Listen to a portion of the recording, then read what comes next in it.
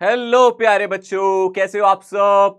मैं आपका टीचर, आपका दोस्त, आपके फिजिक्स का, आपके नीट का हमसफर जगजोत सर हर बार की तरह आप लोगों के सामने यहाँ हाजिर हूँ यकीन 5.0 पे इलेक्ट्रोस्टैटिक पोटेंशियल एंड कैपेसिटेंस लेके। आज हम लेक्चर नंबर 5 डिस्कस करेंगे यहाँ पे। सो स्टूडेंट्स तैयार रहो आज के सेशन के लिए, क्योंकि आज के सेशन में हम लोग थोड़े से क्वेश्चंस की तरफ ज्यादा ध्यान देने वाले हैं, क्वेश्चन सॉल्व करने वाले हैं। क्वेश्चंस के ऊपर फोकस होगा आज के इस लेक्चर में। डिफरेंट तरीके के क्वेश्चंस दिखेंगे आप लोगों को, कैपेसिटर्स के कॉम्बिनेशंस दिखेंगे। सो आज का लेक्चर इंपॉर्टेंट है, क्रूशियल है, ध्यान से देखने वाला है। अच्छे से देखना। अगर आप लोगों को सर्किट्स में प्रॉब्लम आती है, कैपेसिटर के सर्किट्स देख के आप घबरा जाते हो, आपको लगता है कि समझ नहीं आता है सीरीज क्या है, पैरेलल क्या है, तो आज के इस सेशन में काफी हद तक आपके वो क्वेरीज दूर हो जाएंगी। और हम आज डिस्कस करने वाले हैं डाइलेक्ट्रिक्स के बारे में।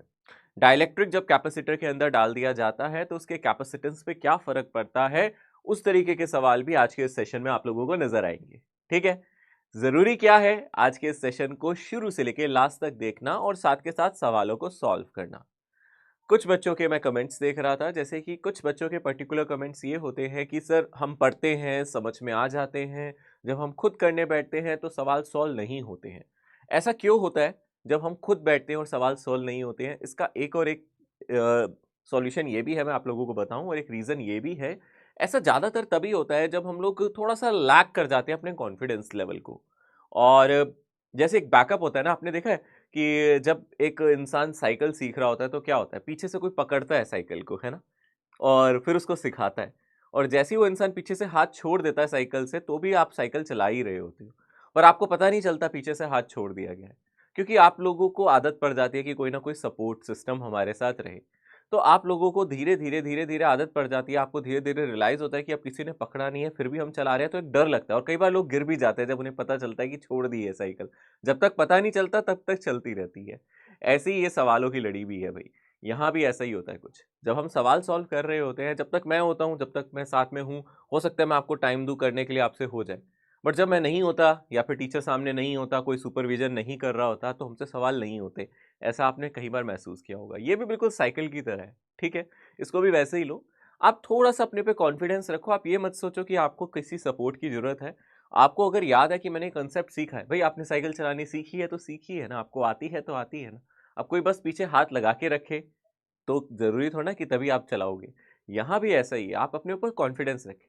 कई बार ऐसा होता है सवाल की कैटेगरी अलग होती है। हाँ, अगर वो अलग जोन का सवाल है, अलग कैटेगरी का सवाल है, आपने ऐसे एक सवाल पहले सॉल्व नहीं किए हैं, कई बार आउट ऑफ स्कोप भी होता है वो क्वेश्चन, तो अलग चीज़ है। बट ज़्यादातर क्या होता है, वो क्वेश्चन हम लोगों ने किए होते हैं, उस तरीके का कोई सवाल किया होता है। आपको जस्ट अपने ऊपर कॉन्फिडेंस रखना होता है। सवाल देखते ही घबराना नहीं होता, सवाल देखते ही पहले पहचानना होता है कि सवाल में दिया क्या है। एक इंपॉर्टेंट बात यह भी है, मैंने ज्यादातर स्टूडेंट्स में एक चीज ऑब्जर्व की है, सवाल देख के वो थोड़ी सी लैंग्वेज में कंफ्यूज हो जाते हैं। ऐसे में क्या करें, अगर सवाल की लैंग्वेज आपको कंफ्यूज करती है, तो सवाल पढ़ते समय उसकी यूनिट जरूर देखें। आपको जो भी क्वांटिटी दी है, सवाल में नहीं समझ में आ रहा है क्वेश्चन में क्या गिवन है, उसकी यूनिट तो पढ़ सकते हो। उसकी यूनिट से तो आपको आइडिया लग जाएगा ना ये क्वेश्चन में दिया क्या है। ये चीज एक बार अपना के देखो तो सवाल समझने में थोड़ी सी आसानी होगी। जैसे कि आज मैं सवाल कराऊंगा, आज तो ज्यादातर सर्किट वाले होंगे, उसमें इस तरीके के क्वेश्चन में बेसिकली वर्ड्स प्रॉब्लम कम दिखेंगी। बट हाँ, जो भी मैं आगे वाले सवाल वगैरह करवाऊंगा जिसमें वर्ड प्रॉब्लम होगी, आप ध्यान देना कि मैं आप लोगों को फोकस करने के लिए कहूंगा। जो सवाल में वर्ड्स लिखे हैं उनको फोकस करो, जो भी वहां सवाल में गिवन चीजें उनकी यूनिट्स को देखो, आइडेंटिफाई करो, और फिर रिलेट करने की सोचो कि ये चीजें हमने क्या पढ़ी है, हमने ये पर्टिकुलर टॉपिक में ये चीजें कहाँ कहाँ पढ़ी है, क्या क्या इससे रिलेटेड फॉर्मूला हम जानते हैं। ठीक है, शुरू कर रहा हूं आज के सवाल। जस्ट आप लोगों के कमेंट्स में पढ़ता हूं, इसलिए उसका जवाब देना जरूरी समझता हूं। आपको कभी ऐसा ना लगे कि सर हमारे कमेंट्स नहीं देख रहे, बिल्कुल देखता हूं, बिल्कुल बारीकी से अच्छे से समझता हूं। मैं आप लोगों के आपकी मानसिकता को भी समझता हूं, आप लोगों के भावों को भी समझता हूं। तभी मैं एक टीचर हूं। टीचर का मतलब यही है कि आप लोगों को पढ़ाए और आप लोगों को समझे, और वो मैं बखूबी करना जानता हूं। तो आप लोग बिल्कुल निश्चिंत रहे। आप लोग जिस सफर में इस टाइम चल रहे हैं, मैंने कहा है मैं उसका हम सफर हूं, तो आपके साथ खड़ा हूं यहाँ। ठीक है, तो शुरुआत करते हैं आज के सेशन की। अगर हम बात करते हैं यहाँ पे कैपेसिटर्स और उसके कॉम्बिनेशन पे हम डिस्कशन करेंगे, डाइलेक्ट्रिक इनसाइड कैपेसिटर्स, इस पे हम लोग चर्चा करेंगे सबसे पहले। ठीक है, सो अगर आप ध्यान से देखो, यहाँ पे आप लोगों को एक सर्किट दिया गया है। All the capacitor are use in the diagram are identical and each is of capacitance C, then the effective capacitance between the point A and B. तो आप देखो ऐसा सवाल आ जाए, यहाँ पे आप लोगों को क्या निकालना है, पहले आप समझ लो A और B के बीच में इफेक्टिव कैपेसिटेंस निकालना है और सारे कैपेसिटेंस C है, सारे कैपेसिटेंस बराबर है, ये भी C होगा, ये भी C होगा, ये भी C होगा, ये भी C होगा, ये भी C होगा, ये भी C होगा, सारे कैपेसिटेंस का कैपेसिटेंस यहाँ बराबर है। तो ऐसे में क्या करना है, जैसे मैंने लास्ट क्लास में कहा था आप लोगों को किसके बीच में कैपेसिटेंस निकालना है, वो इंपॉर्टेंट है, आपको निकालना है A और B। तो सबसे पहले यहाँ ड्रॉ कर लिया जाए, है ना, आपको A और B के बीच में यहाँ कैलकुलेट करना है, तो मैंने देखो यहाँ इनको ड्रॉ कर लिया।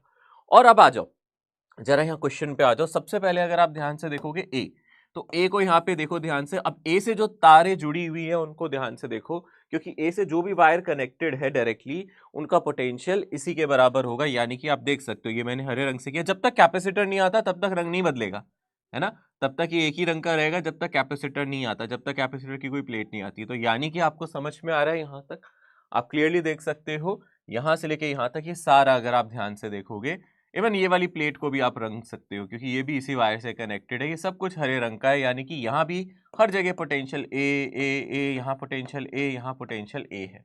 बात समझ में आ रही है? यानी कि ये प्लेट ए पे है, ये प्लेट ए पे है, इसकी लेफ्ट वाली प्लेट ए पोटेंशियल पे है। बात क्लियर है ना? यहाँ तक हर जगह पोटेंशियल ए है। अब आते हैं उधर से, यहाँ से अगर हम बात करें, बड़े ध्यान से देखना इसको भी, हम इसको नीले रंग से रंग देते हैं, देखते हैं यहाँ पे क्या हो रहा है। ये मेरा बी है ना, और यहाँ पे ये मेरा कैपेसिटर है, ठीक है ना, ये पॉइंट मेरा बी है, यहाँ पे एक कैपेसिटर लगा हुआ है, ठीक है। तो बी पॉइंट यहाँ हो गया और इसके बीच में यहाँ पे मुझे एक पॉइंट लेना पड़ेगा क्योंकि यहाँ तक ही है बी पॉइंट, यहाँ पे मुझे एक और पॉइंट लेना पड़ेगा और मैं यहाँ पे ले लेता हूँ, इसको अलग रंग से दिखाता हूँ, मैं मान लो इसे पिंक कलर से दिखाता हूँ। तो यानी कि ये आप देख सकते हो, ये पूरा पिंक कलर से दिख रहा है आपको, है ना, पर यहाँ का पोटेंशियल नहीं पता ना, यहाँ का पोटेंशियल आप डी कह दो। ये पूरा पोटेंशियल यहाँ से लेके यहाँ तक, ये भी कितना हो गया डी, ये भी मेरा डी चल रहा है, ये पूरा अभी तक डी चल रहा है, आप देख सकते हो, है ना, ये आपको नजर आ रहा है, ये सारा का सारा किस पोटेंशियल पे चल रहा है, डी पे, ये सारा का सारा डी पे चल रहा है। अब एक चीज बड़े ध्यान से देखना, यहाँ पोटेंशियल डी, यहाँ पोटेंशियल डी, इन दोनों कैपेसिटर पे कोई पोटेंशियल डिफरेंस नहीं है, दोनों साइड डी डी। ये देखो ना, अगर आप ध्यान से देखो कैपेसिटर के इधर भी डी इधर भी डी, इन दोनों कैपेसिटर पे टोटल पोटेंशियल डिफरेंस जीरो नहीं हो गया, आप देख सकते हो। इसी को हम लोग शंट कहते हैं, इसी को हम कहते हैं ये शंट हो गया है ना, इसी को हम शंट कह सकते हैं कि ये शंट हो गया एक वायर से, या फिर आप इसको क्या बोल सकते हो, बेसिकली इसको शंटिंग भी कह सकते हो कि हमने एक वायर से यहाँ पे इसको शंट कर दिया है, ठीक है ना। और या फिर हम लोग देख सकते हैं इस पे हम बोलें कि अगर इस कैपेसिटर पे कोई पोटेंशियल डिफरेंस यहाँ पे नहीं है, इसी को शॉर्ट सर्किट भी कह सकते हैं कि यहाँ पे इसको हमने शॉर्ट सर्किट कर दिया है। यानी कि शॉर्ट सर्किट का मतलब है कि ये अब काम का नहीं रहा, इससे कोई भी करंट पास नहीं होगा, इससे इस पे कोई चार्ज नहीं आएगा। यानी कि ये दो कैपेसिटर यहाँ पे खराब हो गए क्योंकि दोनों जगह सेम पोटेंशियल है। कैपेसिटर पे जब पोटेंशियल डिफरेंस आएगा तभी तो उस पर चार्ज आएगा, पोटेंशियल डिफरेंस का होना जरूरी है चार्ज आने के लिए। तो ये दोनों कैपेसिटर हमारे वेस्ट हो गए, ये दोनों कैपेसिटर किसी काम के नहीं है, इनको आप हटा सकते हो, है ना। यानी कि यहाँ से डी पॉइंट आया, यहाँ पे डी पहुंच गया, इसके बीच में कोई चार्ज नहीं जाएगा, कोई चार्ज होगा वो ऊपर से ट्रैवल करेगा, कैपेसिटर से पास ऑन नहीं करेगा। तो यानी कि हमें इन दोनों को नहीं लेना। बाकी अगर आप ध्यान से देखो ए और बी के बीच में हमें एक पॉइंट बनाना है डी, ठीक है। अब आप चेक करो कौन कौन से कैपेसिटर्स आपको नजर आ रहे हैं। देखो इस कैपेसिटर पे कितना पोटेंशियल डिफरेंस है, ए और डी के बीच में आपको एक कैपेसिटर नजर आ रहा है, आप लगा दो यहाँ, ए और डी के बीच में एक कैपेसिटर नजर आ रहा है, ये वाला।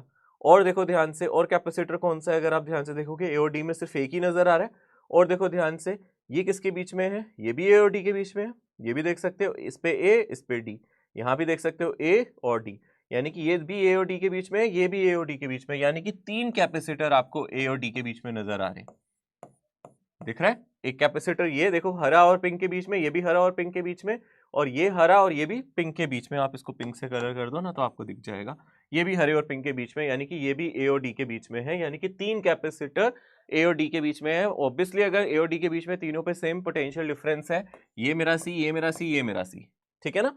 डी और बी के बीच में कोई कैपेसिटर है, चेक करो, दिखेगा आपको, डी और सी के बीच में ये रहा, देख सकते हो, डी और सी के बीच में एक कैपेसिटर है, यानी कि ये मेरा सिंप्लीफाई हो गया सर्किट। देख सकते हो अब ये सर्किट कितना इजी है, आप देख सकते हो सी प्लस सी प्लस सी तीनों पैरेलल में है, ये बन जाएगा 3C, है ना। और उसके बाद अगर आप ध्यान से देखोगे ये तीनों पैरेलल में हो गए, इन तीनों का इफेक्टिव कितना आ गया 3C, यानी कि 3C और C, यही तो चाहिए हम लोगों को सीरीज कॉम्बिनेशन में। कितना इक्विवेलेंट आ जाएगा 3C और C का? फाइनली अगर आप C इक्विवेलेंट निकालोगे तो यहां से आ जाएगा C1 C2 divided bye C1 plus C2, तो 3C into C divided by 3C plus C, यानी कि आ जाएगा 3C डिवाइडेड बाय 4। तो जो मेरा आंसर आ जाएगा वो ऑप्शन 4 आ जाएगा। ठीक है ना? सो इस क्वेश्चन में क्या केयरफुली हमें देखना था कि भाई ये दो कैपेसिटर हमारे शॉर्ट सर्किट हो गए, इनका कोई इस्तेमाल नहीं करना है यहाँ पे। ये ऑलरेडी शॉर्ट सर्किटेड कैपेसिटर है, क्योंकि यहाँ पे डी और यहाँ पे डी, इस पे ऊपर से एक वायर ऐसे गई है, इस वायर पे कोई कैपेसिटर नहीं है। आप देख सकते हो यहाँ पे डी है और ऊपर घूम फिर के पूरे पे डी है। कई बार क्वेश्चन में यहाँ भी ऊपर कैपेसिटर बना देता है ना? यहाँ पे कोई कैपेसिटर नहीं बनाया, ऊपर शॉर्ट सर्किट किया गया, सीधी एक वायर यहाँ से यहाँ, तो जितने कैपेसिटर को आप शॉर्ट सर्किट कर दोगे वो हटा दोगे, ये हट गए, क्योंकि यहाँ डी पोटेंशियल यहाँ डी पोटेंशियल, इस पे कोई पोटेंशियल डिफरेंस आपको नजर नहीं आ रहा है, राइट? यहाँ पे कोई पोटेंशियल डिफरेंस आपको नजर नहीं आ रहा है ना? तो आप क्लियरली कह सकते हो एक कैपेसिटर मेरा बन रहा है बी और डी के बीच में, और ये बन रहा है डी और ए, ये भी ए डी, ये भी डी ए, तो मैंने वही बनाया। ठीक है, और देखते हैं सवाल। आई थिंक ये क्वेश्चन आप लोगों का हो गया होगा।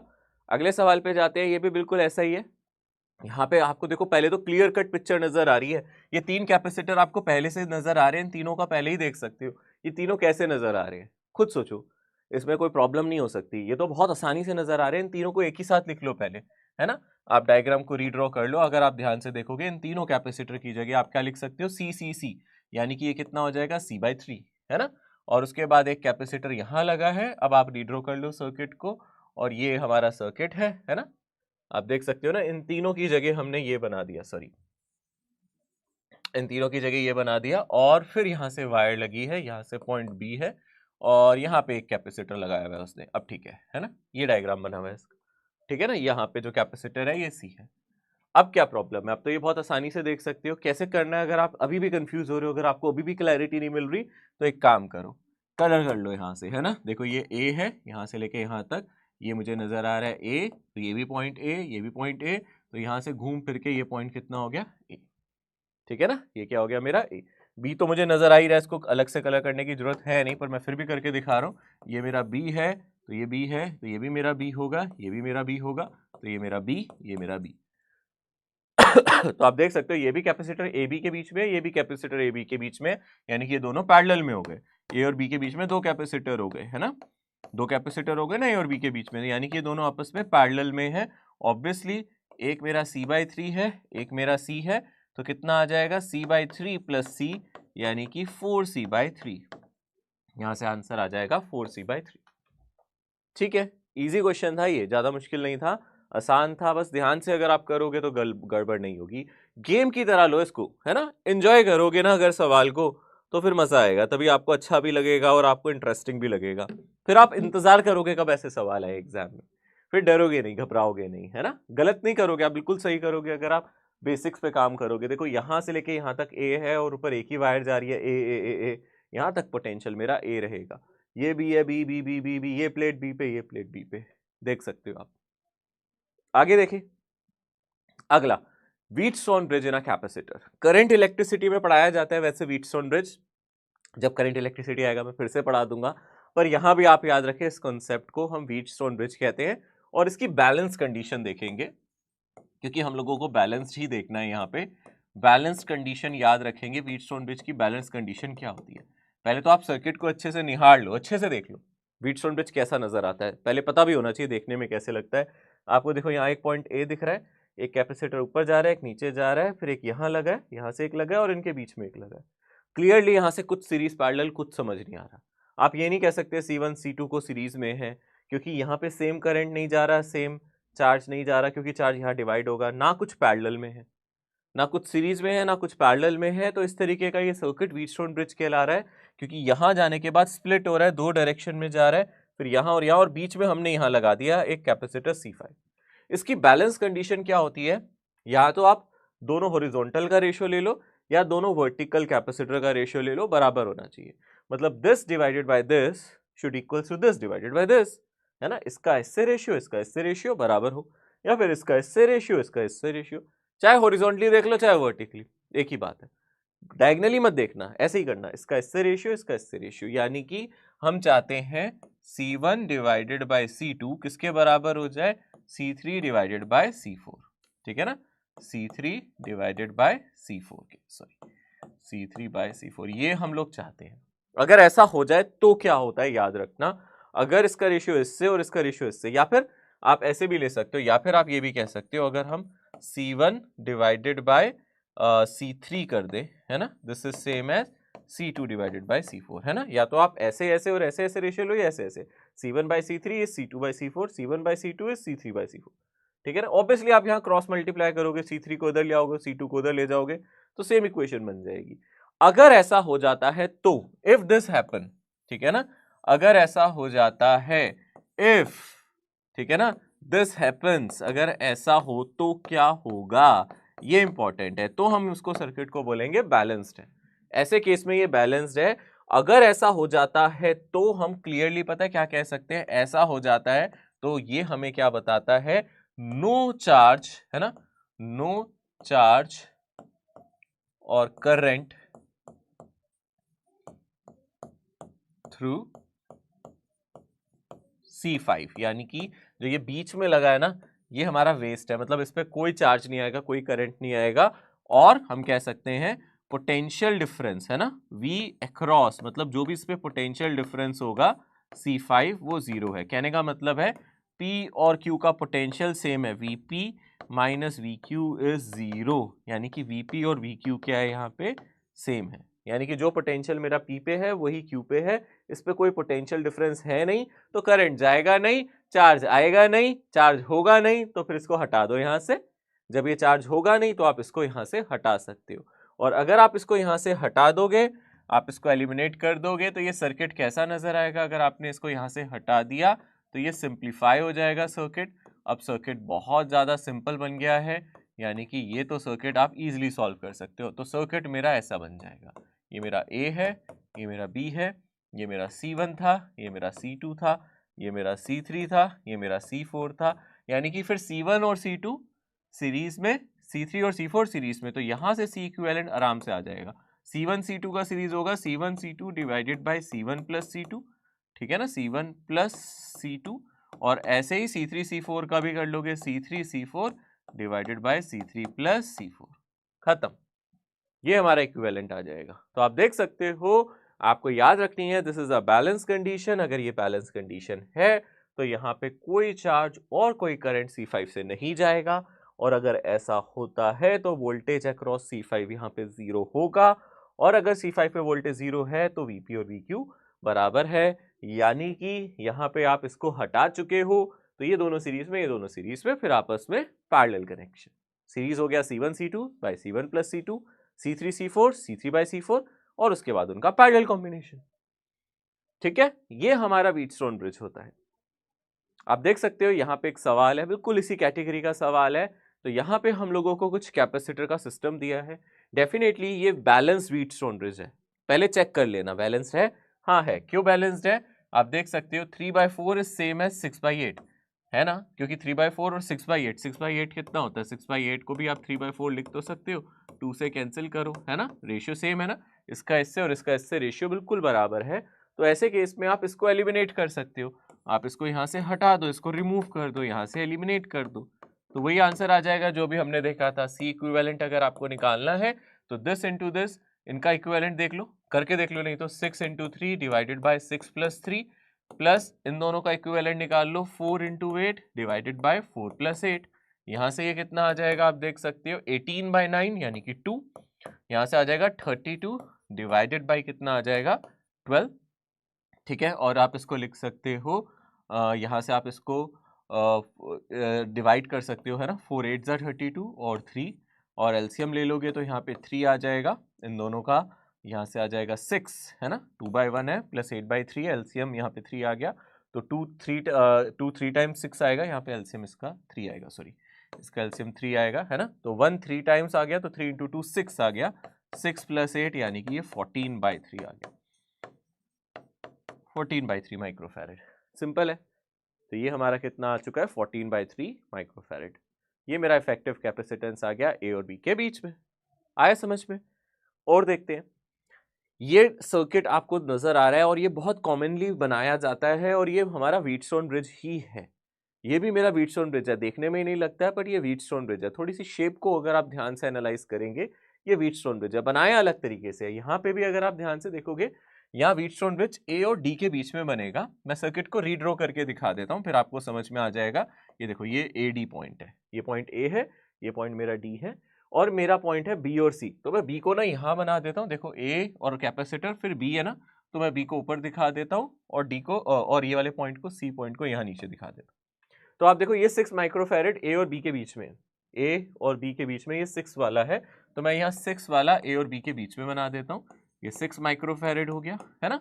और फिर आप देख सकते हो बी और सी के बीच में 24 है, यानी कि ये वाला कैपेसिटर 24 माइक्रोफैरेड है। और देखो ए और सी के बीच में कितना है, 9, यहाँ पे भी नजर आ रहा है आपको, ये मेरा 9 माइक्रोफैरेड है। और बी और डी के बीच में अगर आप ध्यान से देखोगे 12 है, ठीक है ना। बी और डी के बीच में देखो 12 माइक्रोफैरेड नजर आ रहा है, ये वाला, ठीक है ना। और इसके बाद अगर आप ध्यान से देखोगे, ये किसके बीच में है, सी और डी के बीच में। सी और डी के बीच में कितना है, 18, ठीक है ना। क्या ये व्हीटस्टोन ब्रिज ही नहीं नजर आ रहा, बस देखने में अलग लग रहा था, बट ये है व्हीटस्टोन ब्रिज ही। जहां पे आप ये बी और सी के बीच वाला हटा सकते हो, ये व्हीटस्टोन ब्रिज है, ये एक्स्ट्रा वाला है। ये तब हटेगा जब इसका रेशियो इससे और इसका रेशियो इससे बराबर आएगा, या इन दोनों का रेशियो ले लो, इससे बराबर कर दो, ठीक है ना।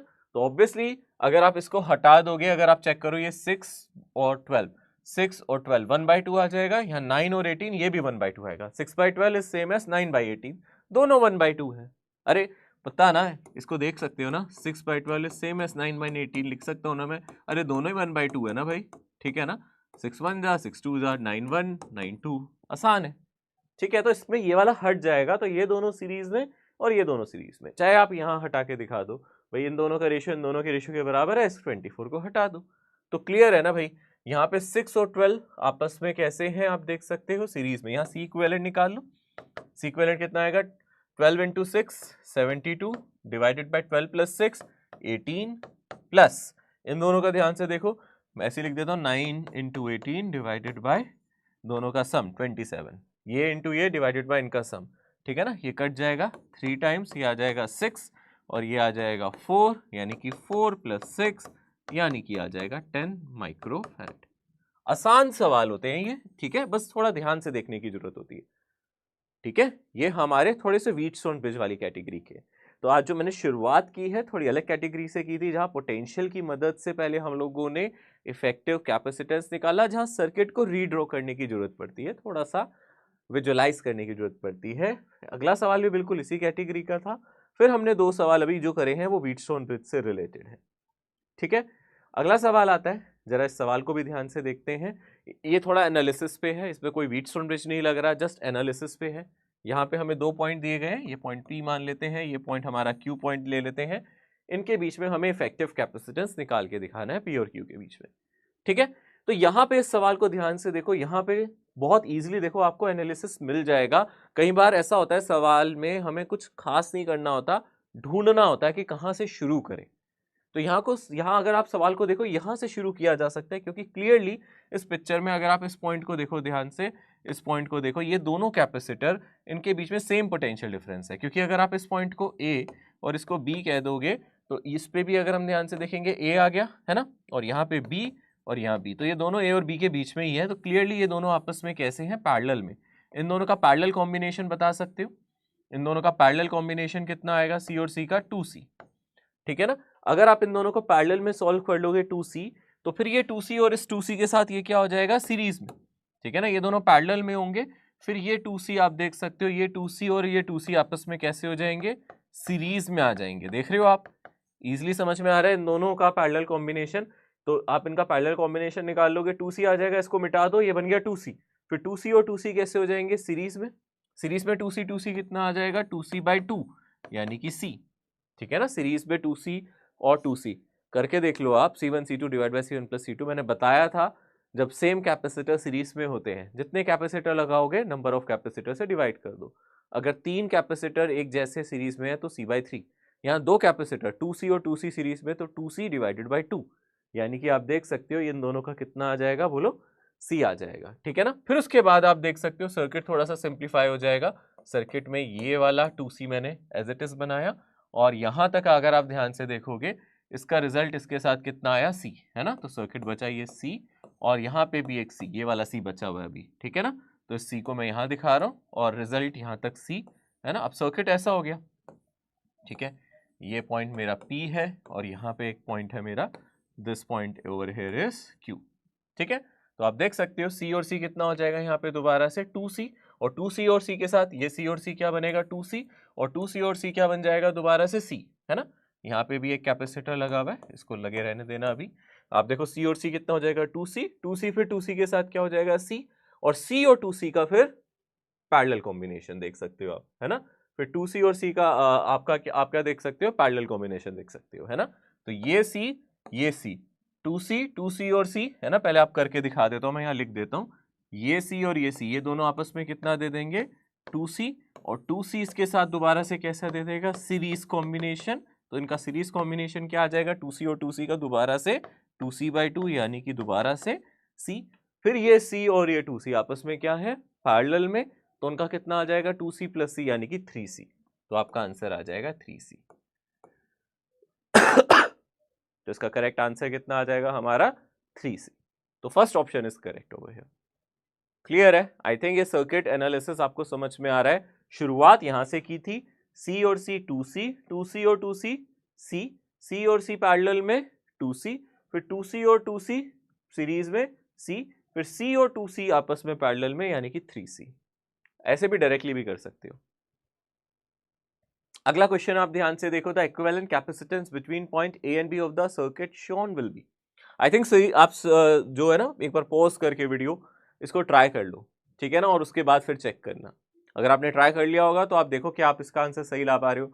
अगर आप कहीं फंस रहे हो तो एक सिंपल तरीका जो मैंने आपको बताया था, अगर आप कहीं फंस रहे हो तो फिर आप पोटेंशियल मेथड यूज कर लिया करो। यहाँ पे A, यहाँ पे आपको पता चल गया A है ना। यहाँ तक ये प्लेट कितनी है A है, यहाँ तक ये प्लेट कितनी है A है, यानी कि ये सारे पॉइंट्स, ये भी A है, ये भी A है। ऊपर आ जाओ, ये वाली प्लेट भी मेरी A है। समझ में आ रहा है अच्छे से। ऐसे B वाले पे आ जाओ, जरा ध्यान से देखो, यहाँ पे B पे आ जाओ, तो ये पूरी प्लेट मेरी पूरी यहाँ से लेके यहाँ तक ये B है ना, ये B है। तो ये मेरा B हो गया, ये मेरा B हो गया। यहाँ नहीं पता, इस पॉइंट को कुछ नाम दे दो, D नाम दे दो, ठीक है ना, D नाम दे दो। तो ये हमने नाम दे दिया इसको D, तो ये D हो गया, ये D हो गया, ठीक है ना। अब चलो, यहाँ पे हमें किसके बीच में कैपेसिटेंस चाहिए, पहले उन दोनों पॉइंट्स को लिख लो। हमें चाहिए A और B के बीच में, मतलब A और मुझे किसके बीच में चाहिए, B के बीच में चाहिए, ठीक है ना। A और दूसरा पॉइंट मेरा कौन सा था, B पॉइंट, मुझे इनके बीच में चाहिए इफेक्टिव, ठीक है।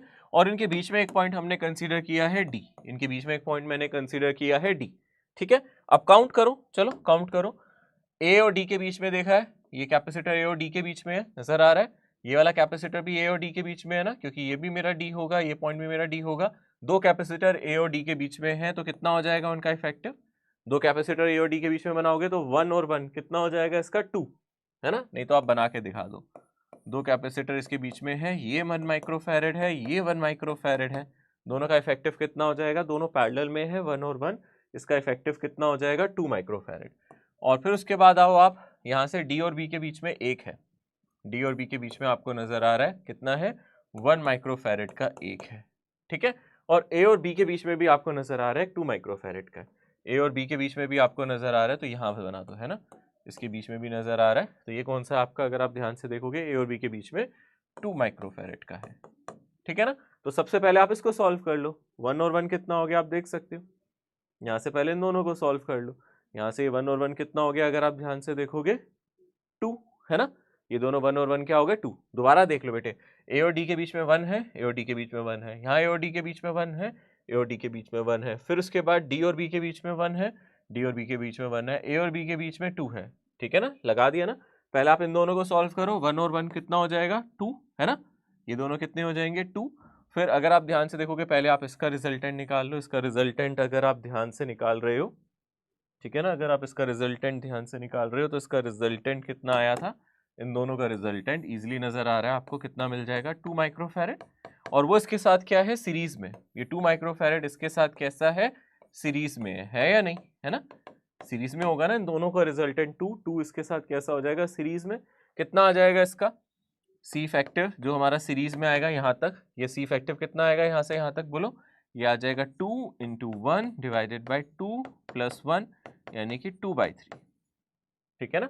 2 इंटू 1 डिवाइडेड बाई 2 प्लस 1 ये आ गया 2/3। अब ये इसके साथ कैसा है, पैरेलल में। ये इसके साथ कैसा है अगर हम ध्यान से देखेंगे, पैरेलल में। तो C इक्विवेलेंट अगर आप पैरेलल बिल्कुल लास्ट में अगर आप निकालोगे तो कितना आ जाएगा, यहाँ से यहाँ तक 2/3 आया और यहाँ पे 2 है तो ये आ गया 2/3 प्लस 2 यानी कि एलसीएम आ गया 3, 2 प्लस 6 यानी कि ये आ गया 8/3। ये आंसर हमारा कितना आ गया, 8/3 माइक्रोफैरेड। क्लियर है, समझ में आया। फिर से देख लो, सबसे पहले ये दोनों पैरेलल में 2 आ गया, 2 और 1 का सीरीज 2/3, 2/3 और 2 पैरेलल में, इसका इफेक्टिव 8/3 आएगा। खुद एक बार करके देखना है इन क्वेश्चंस को, तभी मजा आएगा, तभी ये गेम में इंटरेस्ट बनेगा, ठीक है ना। खुद को गेम से बाहर मत रखना। प्लेयर मैं नहीं हूँ, प्लेयर आप हो, ठीक है ना। मैंने तो गेम बनाया है, आपको तो गेम खेलना है, आपको तो एग्जाम में ये करके आना है, ठीक है ना। मजा आपको आना चाहिए, क्वेश्चन आपसे होना चाहिए, ठीक है। लेवल ऐसा ही रहेगा इसका क्वेश्चंस का, आसान क्वेश्चन है, ये मुश्किल नहीं है, आप कर सकते हैं, ठीक है। चलो अगला देखो जरा ध्यान से, ये भी मजेदार क्वेश्चन है, देखने में थोड़ा कॉम्प्लेक्स लगता है पर आप कर सकते हो, बहुत मजे से कर सकते हो। ध्यान से देखो, यहाँ पे कुछ कुछ आपको नजर आएगा। पहले सर्किट को रीड्रॉ कर लें। ये दोनों पहले से ही हमें नजर आ रहे हैं, कैसे हैं ये दोनों आपस में, पता चल रहा है ये आपस में सीरीज में है पैरेलल में, पहले से ही नजर आ रहा है पैरेलल है, तो 1 और 1 का पहले ही पैरेलल लिख लेंगे 2। तो मैं सर्किट को एक बार रीड्रॉ कर देता हूँ, है ना, क्योंकि वो खामखा आपको कंफ्यूज कर सकता है, वहां से आप कोई गलती ना करें। तो ये 2 माइक्रोफैरेड है, यहाँ पे मुझे एक अपना दोबारा से 2 माइक्रोफैरेड नजर आ रहा है, ठीक है। और उसके बाद यहाँ पे मुझे कहीं अपना 5 माइक्रोफैरेड नजर आ रहा है, ठीक है। ये मेरा 5 माइक्रोफैरेड है, ये वाला कैपेसिटर, ठीक है। और ये यहाँ से जाके कनेक्टेड है इधर, और फिर यहाँ पे मुझे नजर आ रहा है अपना फिर से 2 माइक्रोफैरेड, ओके। और यहाँ से फिर मुझे नजर आ रहा है दोबारा से 2 माइक्रोफैरेड, ये फिर से 2 माइक्रोफैरेड नजर आ रहा है जो यहाँ जाके कनेक्टेड है। और उन दोनों का रिजल्टेंट मैंने लिख दिया, उन दोनों का रिजल्ट मैंने लिख दिया, कितना आ गया 2 माइक्रोफैरेड। तो सर्किट पहले से जैसा ही एक बार सिंप्लीफाई कर दिया मैंने, थोड़ा समझाने के लिए, कहीं आप इसमें ना कंफ्यूज हो जाना। ये वायर एक ही वायर है, इसको ऐसे दबा दो तो ये दोनों 2 माइक्रोफैरेड दे देंगे पैरेलल में। क्या ये सर्किट आप देख चुके हो, इसको भूल जाओ थोड़ी देर के लिए, सर्किट देख चुके हो। क्या ये व्हीटस्टोन ब्रिज है, इसका इससे रेशियो इसका इससे रेशियो बराबर है, ये व्हीटस्टोन ब्रिज है, वो भी बैलेंस्ड। आप ध्यान से देखो, यहां से लेके यहां तक ये बैलेंस्ड व्हीटस्टोन ब्रिज है या नहीं है ना, बैलेंस्ड व्हीटस्टोन ब्रिज। ये मेरा बैलेंस्ड व्हीटस्टोन ब्रिज है, ये मेरा बैलेंस्ड व्हीटस्टोन है। और यहाँ पे अगर ये बैलेंस व्हीटस्टोन है तो आप क्या कर सकते हो, आप इस 5 को एलिमिनेट कर सकते हो, इसको रिमूव कर सकते हो, यहाँ से हटा सकते हो। अगर आप इसको हटा दोगे तो ये 2 और 2 सीरीज में, 2 और 2 का सीरीज क्या आएगा, 2 C होंगे, उसका सीरीज क्या आएगा C/2। तो 2 और 2 का सीरीज क्या आएगा 2/2 यानी कि 1। इन दोनों का सीरीज भी क्या आएगा 2 और 2 का दोबारा से 1। इन दोनों का इफेक्टिव आपको क्या मिलेगा, ऊपर वाले दोनों का इफेक्टिव क्या मिलेगा, अगर मैं इन दोनों के इफेक्टिव की बात करूं तो ये आपको क्या देगा 1 माइक्रोफैरेड सीरीज कॉम्बिनेशन। ऐसे इन दोनों का सीरीज कॉम्बिनेशन अगर मैं ध्यान से देखूं तो ये भी मुझे 1 माइक्रोफैरेड देगा, है ना। और उसके बाद ये दोनों आपस में कैसे होंगे पैरेलल, और 1 और 1 का पैरेलल कितना आएगा 2, यानी कि मेरा सर्किट बना P। और इस पूरे व्हीटस्टोन ब्रिज का इफेक्टिव कितना आया है 2 माइक्रोफैरेड। और उसके साथ फिर ये वाला, इस वाले को अभी तक हमने नहीं देखा था ना, इस वाले को ध्यान से देखो, ये वाला 2 माइक्रोफैरेड और फिर Q, और 2 और 2 का रिजल्टेंट कितना आ जाएगा, ओवरऑल C इक्विवेलेंट कितना आ जाएगा फिर से 2/2 यानी कि 1 माइक्रोफैरेड आंसर, ठीक है। जितना कॉम्प्लेक्स देख रहा था उतना कॉम्प्लेक्स है नहीं, आपको समझ में आया। जस्ट पहले मैंने इन दोनों का पैरेलल सॉल्व किया, 2 लिखा, फिर ये व्हीटस्टोन ब्रिज है जो आप देख सकते हो मैंने ग्रीन कलर के अंदर मार्क करके दिखाया है। 5 को हटाना है क्योंकि बैलेंस्ड है, 2 और 2 सीरीज में, 2 और 2 सीरीज में, 2 और 2 सीरीज 1, नीचे 2 और 2 सीरीज 1, फिर 1 और 1 पैरेलल 2, 2 और 2 सीरीज यानी कि 1, देख सकते हो, ठीक है। This is a easy way to solve this problem. यहां से आप देख सकते हो इसका आंसर 1 माइक्रोफैरेड आएगा। आ गया होगा, पक्का आ गया होगा, कर लिया होगा आप लोगों ने, कर लिया था, बहुत बढ़िया। और देखते हैं आगे, देखो कैसा सवाल है, मजेदार सवाल है। यहाँ पे 4 capacitors are connected in series with a battery of EMF 10 volt. The point P is earth, the potential of point A। अब थोड़ी सी मैं चीजें समझाऊंगा, जैसे कि मैंने अर्थिंग के बारे में पहले भी बताया था, अगर आप कहीं पे ऐसे अर्थ करते हो तो आप इंश्योर करते हो यहाँ पोटेंशियल 0 वोल्ट है। अर्थिंग का मतलब है श्योरिटी देना कि पोटेंशियल 0 वोल्ट है। बात समझ में आती है। अर्थिंग का मतलब श्योरिटी देना कि यहाँ पोटेंशियल कितना है, 0 वोल्ट है। और अब अगर आप ध्यान से देखो, आपके पास बैटरी कितने वोल्ट की है, 10 वोल्ट की। बैटरी कैपेसिटर को अपनी वोल्टेज बांटती है। यहाँ 10 वोल्ट का कभी भी ये मतलब मत निकालना कि यहाँ 0 है। बैटरी के 10 वोल्ट का मतलब है इसका जो बड़ा वाला टर्मिनल है ना, वो छोटे वाले से 10 वोल्ट ज्यादा है। अगर इसका छोटा टर्मिनल X है ना, तो ये 10 + X होगा, बस आप इतना कह सकते हो। अगर ये 0 है तो ये 10 है, अगर ये 1 है तो ये 11 है, अगर ये 2 है तो ये 12 है, हम यही कह सकते हैं। अगर ये -1 है, ठीक है, तो ये 9 है, ये -2 है तो ये 8 है, यानी इनका डिफरेंस हमेशा 10 आएगा। 8 का और -2 का डिफरेंस 10 होता है, ध्यान रखना। 8 -2 + 10 आएगा, यानी कि हमें सिर्फ इतना पता है इन दोनों के बीच का पोटेंशियल डिफरेंस कितना है, बोलो 10 है। मुझे ये नहीं पता कि ये नेगेटिव वाला टर्मिनल किस पोटेंशियल पे है, मुझे ये नहीं पता इसका पॉजिटिव वाला किस पे, पर हाँ हमें सिर्फ इतना पता है अगर इस बैटरी पे 10 वोल्ट है, कितना पोटेंशियल डिफरेंस है, 10 वोल्ट, तो ये अपना पोटेंशियल डिफरेंस इस एनर्जी को, इस पोटेंशियल डिफरेंस को अपने कैपेसिटर्स पे बांटता है। अभी बताओ ये सारे कैपेसिटर्स क्या एक जैसे नजर आ रहे हैं? थोड़ी देर के लिए ग्राउंड को भूल जाओ, थोड़ी देर के लिए भूल जाओ, इस ग्राउंड को हटा देता हूँ, भूल जाओ कि यहाँ ग्राउंडिंग भी लगी है। सोचो 4 कैपेसिटर है, कौन सा सबसे बड़ा है? सर सारे ही बराबर है, सारे ही बराबर है ना भाई। एक माँ बाप की सारी औलादें उसकी बराबर है, उसके लिए सारे बच्चे एक जैसे हैं, तो सब में इक्वल बंटवारा कर देगी। यानी अगर इसके पास 10 वोल्ट है तो चारों को 10 वोल्ट बराबर कर देगी, यानी कि ईच कैपेसिटर, अगर हम एक कैपेसिटर की बात करें उसको कितनी वोल्टेज मिलेगी, उसको कितना पोटेंशियल डिफरेंस मिलेगा, बोलो। ईच कैपेसिटर विल हैव, कितना पोटेंशियल डिफरेंस होगा, will have potential difference of, बता सकते हो कितना मिलेगा? 10 वोल्ट है, सबको इक्वल देना है भाई, बांट लोगे ना, ठीक है ना, कर लोगे भैया। 10 चॉकलेट दूं और कहूं कि भैया 4 जनों में बांटनी, तो कितनी कितनी मिलेगी हर एक को? ऑब्वियसली सबको मिलेगी इक्वल, तो 10/4 यानी कि 2.5 वोल्ट। हर एक को कितना मिलेगा? 2.5 वोल्ट मिलेगा।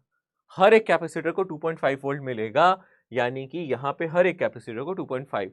और आप देख सकते हो ये पॉजिटिव टर्मिनल है, तो हर कैपेसिटर की लेफ्ट प्लेट मेरी कैसी होगी? पॉजिटिव, और राइट प्लेट का पोटेंशियल होगा कम। यानी कि अगर आप ध्यान से देखोगे, आपको पता है यहाँ आपने अर्थ किया हुआ है, तो यहाँ का पोटेंशियल आप जानते हो 0 वोल्ट, और आप जानते हो इस पे कितनी पोटेंशियल डिफरेंस है, इस पे टोटल पोटेंशियल डिफरेंस कितना है, जल्दी से बोलो। 2.5। इस पे पोटेंशियल डिफरेंस कितना है? 2.5। तो आप खुद सोचो, इसका बड़ा ये पॉजिटिव वाला टर्मिनल है, क्योंकि देखो ये पॉजिटिव टर्मिनल से कनेक्टेड है ना, तो हर कैपेसिटर का लेफ्ट वाला जो प्लेट है ना वो पॉजिटिव होगी, इसकी भी ये पॉजिटिव होगी, ये भी पॉजिटिव, ये भी पॉजिटिव, और ये सब नेगेटिव टर्मिनल से कनेक्टेड है ना। अगर आप ध्यान से देखोगे ये नेगेटिव टर्मिनल से कनेक्टेड है ना, तो ये प्लेट इन सब की लोअर पोटेंशियल पे होगी। नेगेटिव का मतलब है लोअर पोटेंशियल, वैसे और कुछ नेगेटिव नहीं है, ये लोअर पोटेंशियल से कनेक्टेड है। तो आप खुद सोचो, अगर इस पे पोटेंशियल डिफरेंस 2.5 है और 0 वाला हाई है, तो क्या ये 2.5 नहीं होना चाहिए माइनस का? खुद सोचो, 0 और -2.5 में 2.5 का पोटेंशियल डिफरेंस होगा या नहीं होगा? होगा ना, यानी कि ये -2.5 होगा और ये होगा 0। अगर ये 0 वोल्ट है तो ये कितना होगा? +2.5। ये 2.5 है तो ये वाला कितना होगा? 5 वोल्ट। ये 5 वोल्ट है तो ये कितना होगा? 7.5। तभी तो देखो इन दोनों के बीच में 2.5 का डिफरेंस, 2.5 का डिफरेंस, 2.5 का और +2.5 का। ऑब्वियसली आपसे ए का पोटेंशियल पूछा था, तो पोटेंशियल जो ए का होगा वो 7.5 वोल्ट होगा, है ना। ऑब्वियस सी बात है, अगर ये 0 वोल्ट पे है तो ये +2.5 पे, ये 2.5 पे है तो ये 2.5 बड़ा होगा, यानी कि ये 5 होगा। ये 5 है तो ये 2.5 बड़ा, यानी कि 7.5। समझ में आ रहा है अच्छी तरीके से? तो आप क्लियरली कह सकते हो यहाँ पे ये पॉइंट मेरा 7.5 वोल्ट पे होगा, तो इसका करेक्ट आंसर आएगा सेकेंड ऑप्शन। ठीक है ना, ये थोड़ा सा करंट इलेक्ट्रिसिटी से लिया गया कॉन्सेप्ट। ऐसे और भी सवाल है कैपेसिटर में जिनमें पोटेंशियल्स वगैरह का आपको एप्लीकेशन दिखेगा, हो सकता है मॉड्यूल में ऐसे सवाल दिखे, पर मैं ज्यादा गहराई में वो सवाल अभी नहीं करा रहा हूँ, क्योंकि अभी आपने करंट इलेक्ट्रिसिटी नहीं पढ़ा। जब तक मैं एक बार KCL KVL ना पढ़ा दूं, किरचॉफ लॉ ना पढ़ा दूं, वो सवाल नहीं कर सकते। तो उन सवालों पे भी चर्चा करेंगे जब हम करंट इलेक्ट्रिसिटी पढ़ेंगे, तब मैं कैपेसिटर को दोबारा लाऊंगा बीच में समझाने के लिए कि कैपेसिटर में भी हम कैसे उन कॉन्सेप्ट्स को, KCL KVL को लगा सकते हैं।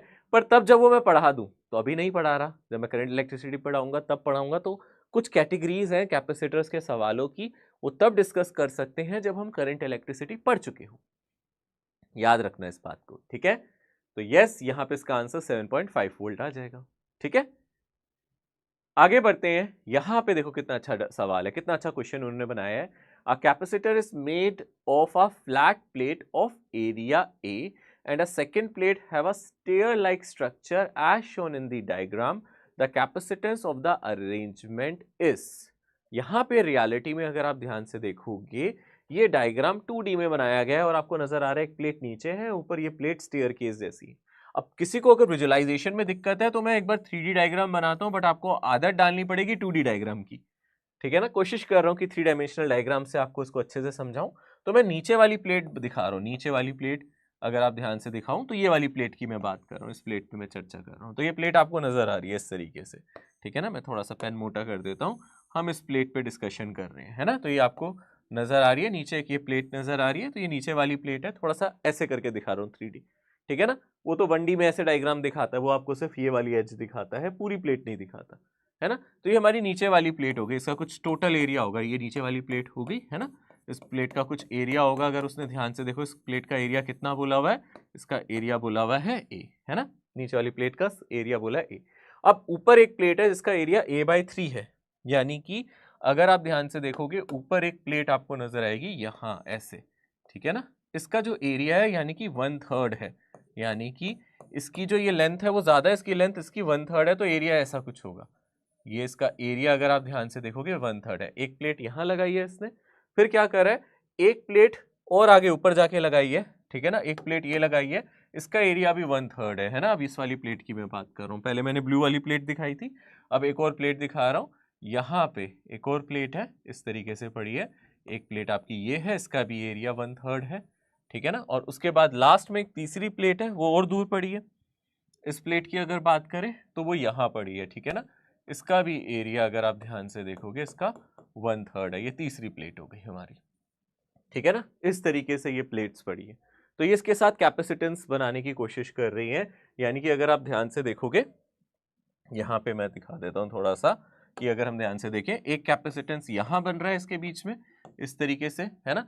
एक कैपेसिटेंस यहाँ बन रहा है इसके बीच में, एक कैपेसिटेंस यहाँ बन रहा है, तीनों के बीच में यहाँ पे एक कैपेसिटेंस बन रहा है, 3 कैपेसिटर बन रहे हैं यहाँ पे, ठीक है ना। एक इन दोनों के बीच में, एक इन दोनों के बीच में, एक इन दोनों के बीच में, यानी कि यहाँ पे 3 कैपेसिटेंस, आपको 3 कैपेसिटर दिखेंगे, है ना। और आप लोगों को एक बात बता देता हूँ, यहाँ पे ये जो डिस्टेंस है ये कितना दिया है, डी, ये डी, ये डी, यानी कि यहाँ से लेके यहाँ तक टोटल डिस्टेंस 2D होगा, इन दोनों के बीच का जो डिस्टेंस है वो 3D होगा, ठीक है। क्लियर है, ये बात समझ में आ रही है। अगर आपको ये सवाल सॉल्व करना है तो करेंगे कैसे। इस सवाल को सॉल्व करने के लिए आप मानो कनेक्शन कैसे किया जा रहा है, वो कनेक्शन ऐसे किया जा रहा है, एक बार यहाँ लगा रहा है, देखो एक यहाँ लगा रहा है, मतलब इन तीनों पे सेम पोटेंशियल होगा, इस पे और इस पे, तीनों पे सेम पोटेंशियल डिफरेंस होगा, यहाँ और यहाँ इन दोनों प्लेट्स के बीच में। तो यहाँ पे 3 कैपेसिटर बनेंगे और हम ऐसे कनेक्शन दे रहे हैं, ऐसे और ऐसे, ठीक है ना। इस तरीके से हम कनेक्शन दे रहे हैं ना इसको, ठीक है ना। तो आप इसको थोड़ा सा डायग्राम को ऐसे ना बना के अगर आप ऐसे समझोगे तो आपको समझ में आएगा, यहाँ पे 3 कैपेसिटर बनेंगे। यानी कि आप इसको अगर बोल रहे हो, लेट अस से इसको बोल दो P और इसको बोल दो Q, तो आप ऐसे दिखाओ, ये मेरा P है ना। इसको थोड़ा हॉरिजॉन्टली दिखाओ, ये मेरा Q है। 3 कैपेसिटर बन रहे हैं, एक कैपेसिटर इनके बीच में, एक कैपेसिटर इसके बीच में, एक कैपेसिटर इसके बीच में, यानी कि 3 कैपेसिटर बनेंगे यहाँ पैरेलल में, एक ये कैपेसिटर, एक ये कैपेसिटर, एक ये कैपेसिटर, ये 3 कैपेसिटर बनेंगे। पैरेलल में क्यों बनेंगे, इनके बीच का पोटेंशियल डिफरेंस, इन दोनों के बीच का पोटेंशियल डिफरेंस, इन दोनों के बीच का पोटेंशियल डिफरेंस सेम लिया जा रहा है, ठीक है ना, इसलिए पैरेलल में बन रहे हैं। पर अगर आप पहला कैपेसिटर देख रहे हो, ये वाला है ना, इसको C1 कह देते हैं, जो पहला कैपेसिटर देख रहे हो, इसमें एरिया ऑफ प्लेट है a/3, डिस्टेंस बिटवीन प्लेट है d, यानी कि जो पहला कैपेसिटर है C1, इसमें अगर हम ध्यान से देखेंगे, इसमें जो कैपेसिटेंस आएगा, कैपेसिटेंस होता है area epsilon not by distance, यानी कि यहाँ पे एरिया है a/3 into epsilon divided by distance d, ये पहला कैपेसिटेंस हो गया C1, ठीक है ना। अब दूसरे कैपेसिटेंस की अगर मैं बात करूं, यहाँ पे दूसरा कैपेसिटेंस यहाँ पे देख लेते हैं इनके बीच में, लेट अस से दूसरा कैपेसिटेंस इसकी बात कर रहे हैं, ये वाले कैपेसिटेंस की बात कर रहे हैं, ये वाले की, है ना। एक कैपेसिटेंस ये बनेगा इन दोनों के बीच में, ये जो कैपेसिटेंस है, ये कैपेसिटेंस कितना आएगा C2, एरिया कितना है यहाँ पे भी a/3 epsilon not, but distance कितना है 2d, डिस्टेंस बिटवीन प्लेट्स कितना है आप देख सकते हो, यहाँ से यहाँ तक ये डिस्टेंस है 2d। तीसरे कैपेसिटर की अगर आप बात करो तो तीसरा कैपेसिटर कौन सा है, आप ये वाला कैपेसिटर देख रहे हो, यानी कि आप इस कैपेसिटर की बात कर रहे हो, ये वाले कैपेसिटर की बात कर रहे हो। तो इस कैपेसिटेंस की बात करें तो यहाँ से थर्ड आ जाएगा मेरा एरिया a/3 एप्सिलॉन नॉट, और डिस्टेंस प्लेट्स के बीच में यहाँ 3d है। अब इन तीनों का सिर्फ पैरेलल लेना है, यानी कि C1 plus C2 plus C3 निकालना है, ठीक है।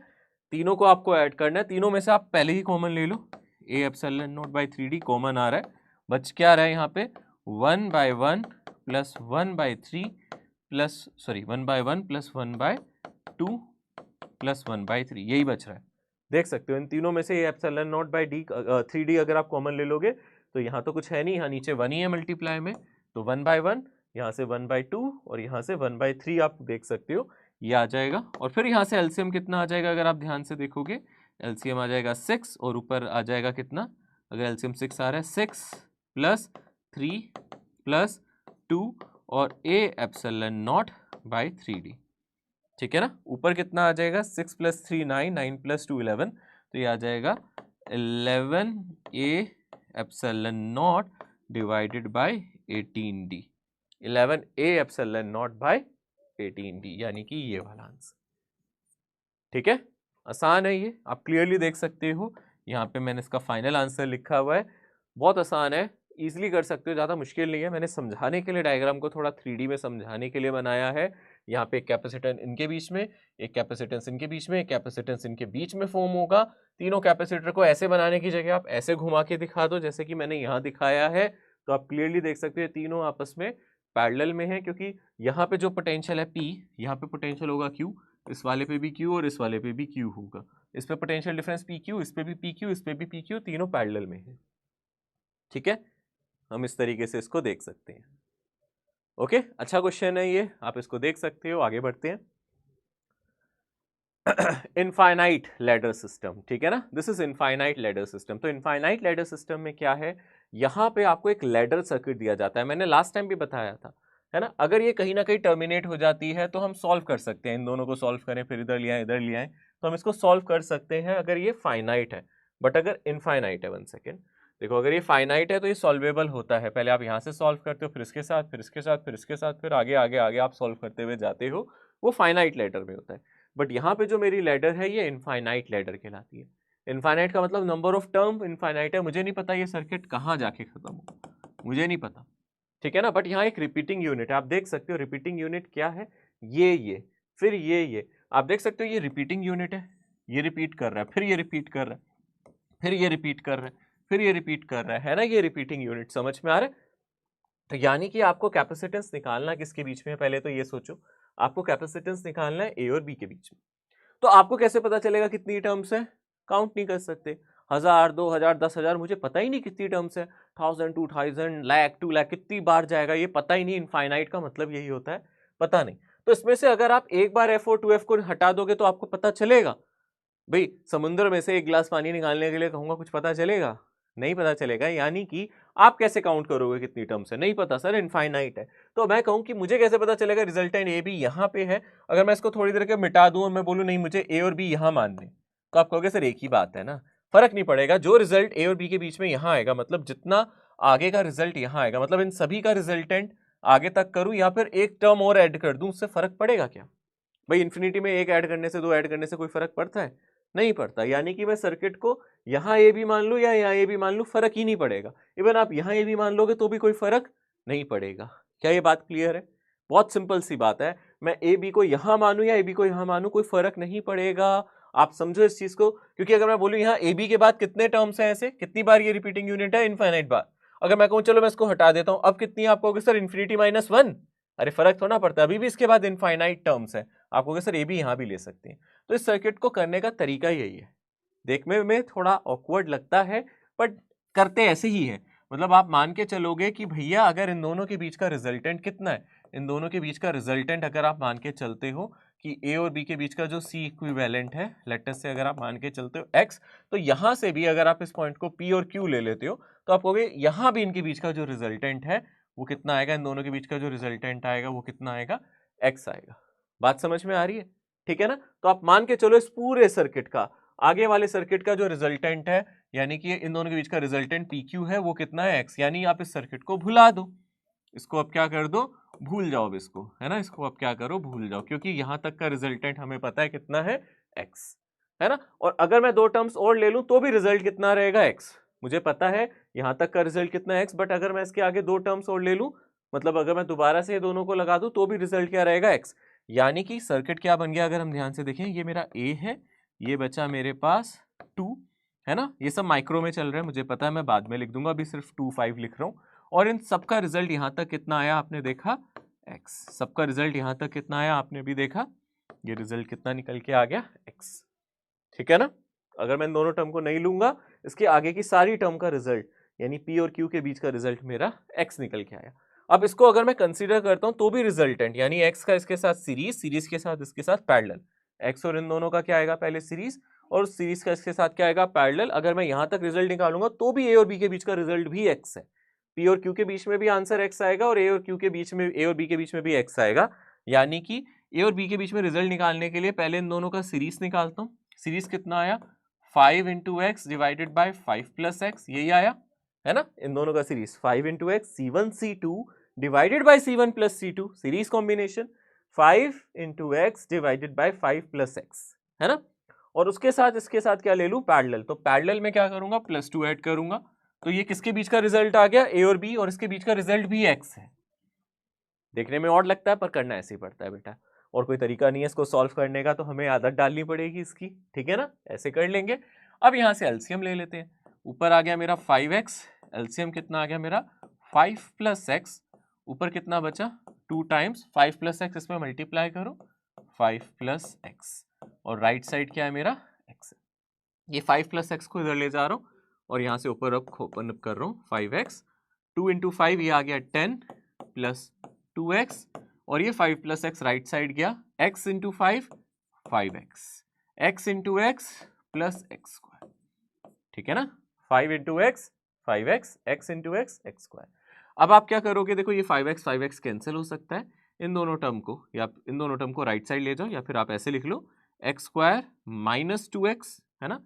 एक सेकेंड, ठीक है। अगर आप ध्यान से देखोगे यहाँ क्या कर सकते हो, ये एक्स स्क्वायर है और -2x, आप इन टर्म्स को राइट साइड ले जा रहे हो, है ना। ऑब्वियसली -10 आ जाएगा, लेफ्ट साइड 0 लिखूं या राइट साइड एक ही बात है, इज इक्वल्स टू 0, ठीक है। ये देख सकते हो आप, एक क्वाड्रेटिक इक्वेशन बन रही है जिसका सॉल्यूशन क्या होगा, x is equals to, quadratic equation होती है ना, इसका कोफिशिएंट क्या है, इसके कोफिशिएंट को बोलते थे a, इसको बोलते थे b, इसको बोलते थे c। क्वाड्रेटिक इक्वेशन का सॉल्यूशन होता है ना -b plus minus b square minus 4ac divided by 2a। अगर मैं कंपेयर करूं, मेरा a1 आ रहा है, b -2 है, c -10 है। मैं आप लोगों के लिए जस्ट बेसिक से बता रहा हूँ ये सॉल्यूशन, क्वाड्रेटिक इक्वेशन का सॉल्यूशन मैंने सिखाया था, भूल गए हो तो ये क्वाड्रेटिक इक्वेशन होती है। x के साथ जो लगता है उसको a बोलते हैं, है ना, सॉरी एक्स स्क्वायर के साथ जो लगा होता है कोफिशिएंट उसको a बोलते हैं, x के साथ जो लगा होता है वो b होता है, और जिसमें कोई x नहीं होता वो कोफिशिएंट c होता है ना। तो a1 है, b -2 है, c मेरा -10 है। इसमें अगर आप सॉल्व करोगे इसका सॉल्यूशन आ जाएगा -b यानी कि -2 का माइनस यानी कि +2, ठीक है ना। -b मतलब एक माइनस था और b भी नेगेटिव था, minus minus +2 plus minus b square, b square कितना है अगर आप ध्यान से देखोगे 4 -4ac, -4 इंटू -10 यानी कि +40, ठीक है। और डिवाइडेड बाई कितना आ जाएगा अगर आप ध्यान से देखोगे 2a, a कितना है मेरा 1 है तो यानी कि 2। यहाँ पे इसके दो रूट्स आ रहे हैं, अगर मैं ध्यान से दिखाऊं x की 2 वैल्यू आ रही है, अगर यहाँ से हम सॉल्यूशन को कंटिन्यू कर रहे हैं तो यहाँ पे 2 वैल्यू आ रही है इसकी, एक आ रही है 2 प्लस √44/2 और दूसरी वैल्यू आ रही है x की 2 माइनस √44/2। x नेगेटिव नहीं आ सकता, रिजल्टेंट कभी नेगेटिव नहीं आ सकता, तो ये सॉल्यूशन नहीं होगा, ये तो हो ही नहीं सकता, नेगेटिव तो नहीं हो सकता, सॉल्यूशन सिर्फ यही होगा। √44 कितना होगा, √49 होता है 7, √36 होता है 6, तो ये बीच में कहीं लाई कर रहा है, 6.7 6.8 के आसपास इसकी वैल्यू आएगी। √49 मेरा 7 होता है तो उससे तो कम है ना वैल्यू, तो 7 से थोड़ी सी कम आएगी, 6.8 मान लेते हैं, अप्रॉक्सीमेटली कह रहा हूं मैं, देखो मैं तो अप्रॉक्सीमेशन से ही करता हूं, इसको हम 6.8 ले लेते हैं, अप्रॉक्सीमेटली लिखा है मैंने, डिवाइड बाई 2, तो ये कुछ आ जाएगा 8.8 डिवाइडेड बाई 2 यानी कि अप्रॉक्सीमेटली 4.4। तो कोई ऑप्शन जो सबसे क्लोज हो उसको मार्क कर देना। देख रहे हो अप्रॉक्सीमेटली करता हूँ, √36 मेरा 6 होता है, मतलब √49 7 होता है, उसके बीच में ही आएगा, √49 के ज्यादा पास था, है ना, इसलिए मैंने इसको 6.7 6.8 ले लेता हूँ, ठीक है। तो ये आप देख सकते हो, इस तरीके से आप सॉल्व कर सकते हो, ये इनफाइनाइट लैडर कहलाता है, ऐसे सर्किट को हम बोलते हैं लैडर पर इनफाइनाइट वाला। अच्छा, इनफाइनाइट लैडर में ना एक बेसिक सर्किट भी होता है, मैं आपको बताता हूँ, कई बार आसान सॉल्व क्वेश्चन आता है। इनफाइनाइट लैडर को ही मैं यहाँ बता रहा हूँ, थोड़ा सा उसका बेसिक वाला तरीका बता रहा हूँ कि कई बार क्वेश्चन आसान भी आता है इनफाइनाइट लैडर में, इतना सॉल्व नहीं करना पड़ता। इनफाइनाइट लैडर का आसान वाला क्वेश्चन अगर एग्जाम में आए तो आप जल्दी से कैसे सॉल्व कर सकते हैं आप याद रखें। यहाँ पे अगर आपको कभी क्वेश्चन में दिखे, जैसे मान लो यहाँ पे आपको कैपेसिटर दिख रहा है C और यहाँ पे आपको दिख रहा है 2C, फिर आपको नजर आ जाए यहाँ पे C और फिर आपको यहाँ नजर आ जाए 2C, फिर आपको नजर आ जाए यहाँ पे C, यानी कि ये इन्फिनिटी तक चल रहा है। ये सर्किट अब कहाँ तक चल रहा है? इन्फिनिटी तक चल रहा है। ऐसे वाले सर्किट को आप कैसे सॉल्व कर सकते हैं? ठीक है, इसका रिजल्ट अगर आप निकालेंगे, मान लो ये पॉइंट है मेरा A और ये पॉइंट है मेरा B, इसका अगर आप रिजल्ट निकालेंगे C2C C2C, इसको आप पूरा सॉल्व करके देख सकते हैं। इसका फाइनल आंसर कितना आता है आप जानते हो? इसका फाइनल आंसर, इसमें x की वैल्यू यानी कि C इक्विवेलेंट बिटवीन AB आपका जो आता है वो 2C ही आ जाता है। कमाल की बात है ना? करके देख लो ट्राई। अगर आप चाहते हो कि सर प्रूफ करना चाहिए तो करके देख सकते हैं आप। इन दोनों पॉइंट को जैसे पहले किया था PQ मान लो, इनके बीच का रिजल्टेंट x ले लेते हैं जैसे हमने पहले किया था, है ना? यानी कि सर्किट को एक बार फिर से ड्रॉ करो। आप बोलो कि सर यहाँ पे ये कितना है C और आगे कितना है मेरा, यहाँ पे देख सकता हूं मैं 2C, और यहाँ तक मेरा रिजल्ट कितना आ चुका है? x आ चुका है ना? ये पॉइंट मेरा AB है, पर आपने यहाँ से PQ के बीच का जो रिजल्ट है x लिया है, तो x और 2C का रिजल्टेंट ये दोनों सीरीज में है, तो कितना आ जाएगा? 2CX divided by 2C plus x, और इसके साथ इन दोनों के साथ ये पैरेलल में है प्लस C, और इसका रिजल्ट भी x आएगा क्योंकि A और B के बीच का रिजल्ट भी x होगा। वही इनफाइनाइट लैडर जो भी पीछे लगाया था वही है। तो यहाँ पे आप देख सकते हो, अगर आप इसको सॉल्व करोगे तो ये आ जाएगा 2CX, ये एलसीएम लोगे, नीचे एलसीएम कितना आएगा? 2C प्लस x, और ये 2CX इसमें मल्टीप्लाई करोगे यहाँ आएगा 2C स्क्वायर, ठीक है ना? और आ जाएगा 2CX, ऊपर ये आ जाएगा इज इक्वल्स टू x, है ना? इस 2C प्लस x को ऊपर C से मल्टीप्लाई किया है, 2C into C 2C square, x into C XC, ठीक है ना? एक सेकेंड, यहाँ पे कुछ गड़बड़ कर दिया है। 2C into C 2C square plus x into C, यहाँ XC आएगा सॉरी, और राइट साइड मेरा x है ना? देखो दोबारा से 2C into C 2C square x into C XC, ठीक है? अब इस नीचे वाले को यहाँ मल्टीप्लाई कर दो, तो ऊपर है 2CX plus 2C square plus XC, और इसको यहाँ ले जाओ, ये आ जाएगा 2CX, 2C को x से मल्टीप्लाई किया और x को x से किया तो x स्क्वायर, 2C को x से किया 2CX, x को x से किया x स्क्वायर, 2CX कट गया। यहाँ से इक्वेशन आएगी, देखो इन दोनों टर्म्स को राइट साइड ले जाओ, इक्वेशन आएगी x स्क्वायर माइनस XC, इसको राइट साइड ले जा रहे हो, और माइनस 2C स्क्वायर, और इक्वल्स टू 0 लिख दो, ठीक है ना? ऐसे लिख सकते हैं। यहाँ पे अगर आप इसका सॉल्यूशन निकालोगे क्वाड्रेटिक इक्वेशन, यहाँ इसका कोफिशिएंट 1 है, इसका कोफिशिएंट अगर आप ध्यान से देखोगे वो कितना है? -C, और तीसरा वाला कितना है? -C square. इसका जो जनरल सॉल्यूशन आएगा वो आएगा माइनस ऑफ -C, है ना? यानी कि plus C plus minus B square मतलब C स्क्वायर, ठीक है ना? यहाँ जो कोफिशिएंट है वो -C है, B की वैल्यू -C है, ठीक है? प्लस -4AC, यानी कि यहाँ से आ जाएगा plus 8C square divided by 2A। तो यहाँ से आप इसका जो सॉल्यूशन निकालोगे वो माइनस वाला नहीं लोगे क्योंकि वो फिर छोटा हो जाएगा, क्योंकि यहाँ से सॉल्यूशन आएगा C plus minus √9C square, यानी कि ये 3C होगा डिवाइडेड बाई 2, और यहाँ से सिर्फ पॉजिटिव वाला लेंगे आंसर, यानी कि C प्लस 3C लेंगे, तो यहाँ से x का फॉर्मूला आ जाएगा C प्लस 3C। नेगेटिव वाला नहीं लोगे क्योंकि ये कैपेसिटेंस मेरा नेगेटिव नहीं हो सकता, तो यहाँ से कितना आ जाएगा? 2C। तो आप देख सकते हो मैंने पहले ही बोल दिया था ऐसे सर्किट का आंसर हमेशा 2C आता है, ठीक है ना? ऐसे वाले सर्किट्स का आंसर हमेशा मेरा 2C आता है, तो आप इसको अपने आप ही याद रख सकते थे। पर ये कब करना है? C2C इस तरीके से क्वेश्चन अगर आपको दिखे, मतलब सर क्वेश्चन कैसे आ सकता है? एग्जाम्पल के तौर पे ऐसा क्वेश्चन आ सकता है, आपको ये सर्किट बना के दे दे, वो बोले ये है, ठीक है ना? इस तरीके से आपको लैडर बना के दे सकता है, ये रिपीटिंग यूनिट वाली लैडर बना देगा, और अगर हम ध्यान से देखें इस तरीके से ये लैडर दिखेगी। यहाँ पे आपको दिया मान लो 3, यहाँ दिया है 6, है ना? 3 माइक्रोफैरेड, है ना? मान लो 3 माइक्रोफैरेड 6 माइक्रोफैरेड, फिर 3 माइक्रोफैरेड, फिर 6 माइक्रोफैरेड, फिर 3 माइक्रोफैरेड। तो इसका आंसर क्या आएगा? आप जानते हो इसका C इक्विवेलेंट कितना आ जाएगा? यहाँ से 6 माइक्रोफैरेड, ठीक है ना? इसका आंसर कितना आ जाएगा?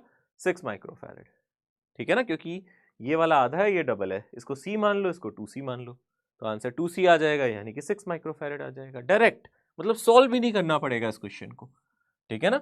अगर यहाँ 4 और यहाँ पे 8 है तो आंसर 8 आ जाएगा, यहाँ 6 यहाँ 12 है तो आंसर 12 आ जाएगा, ठीक है ना।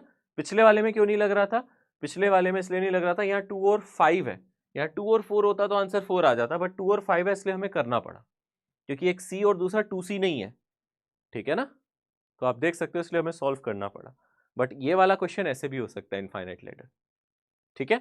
इनफाइनाइट लैडर में एक और होता है, मैं आपको एक और बता देता हूं, इस तरीके का लैडर भी आपको नजर आ सकता है जहां सारे कैपेसिटर सेम हो, ये भी इनफाइनाइट लैडर का अलग केस है, इसको भी ध्यान से देखना, इसका भी आंसर आप चाहो तो डायरेक्टली याद रख सकते हो। एक और इनफाइनाइट लैडर है, इस तरीके का इनफाइनाइट लैडर होता है, ये भी सी, ये भी सी, ये भी सी, फिर आगे भी सी, सारे ही सी दे दे, सब बराबर दे दे सी, ठीक है ना। आप देख सकते हो ये भी सी, ये भी सी, इस तरीके से चलता रहा इन्फिनिटी तक। इसका सी इक्विवेलेंट भी आप डायरेक्टली याद रख सकते हो, 1 plus root 5 divided by 2 times C, ठीक है ना, 1 plus root 5 divided by 2 times C. अब अगर आपको ये दे दे सारे 1 के, तो यहां से बस आंसर आ जाएगा 1 प्लस रूट 5 बाय 2। अगर यह दे दे 2 2 2 2, तो 1 plus root 5 divided by 2 into 2।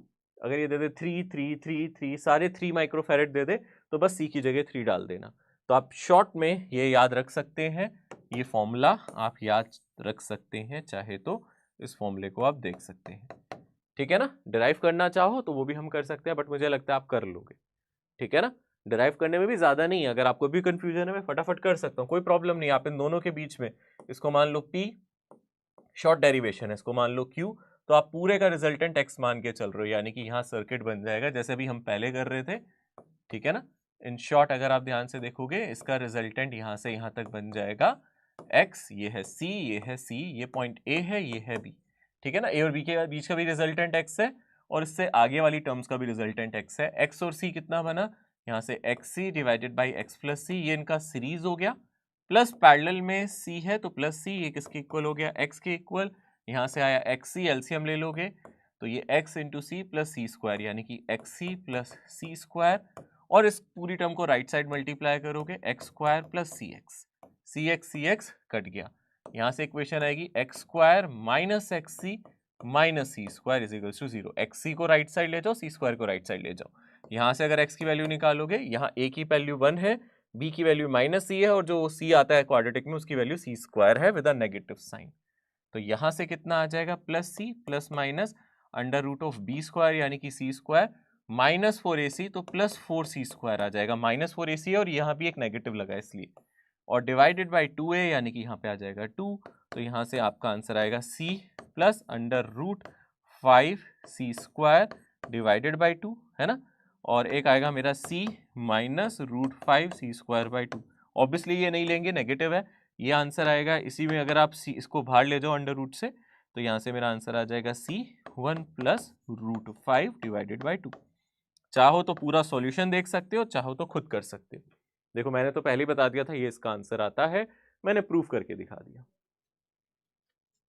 ठीक है ना। तो इनफाइनाइट लैडर में घबराना नहीं है अपने को, इजी सवाल आएगा जो आराम से हो जाएगा एग्जाम में, मुझे ऐसा लगता है, और वैसे ज्यादा होता नहीं है, थोड़ी सी कैलकुलेशन है, थोड़ी सी क्वाड्रेटिक इक्वेशन बनती है, हम इसको सॉल्व कर सकते हैं।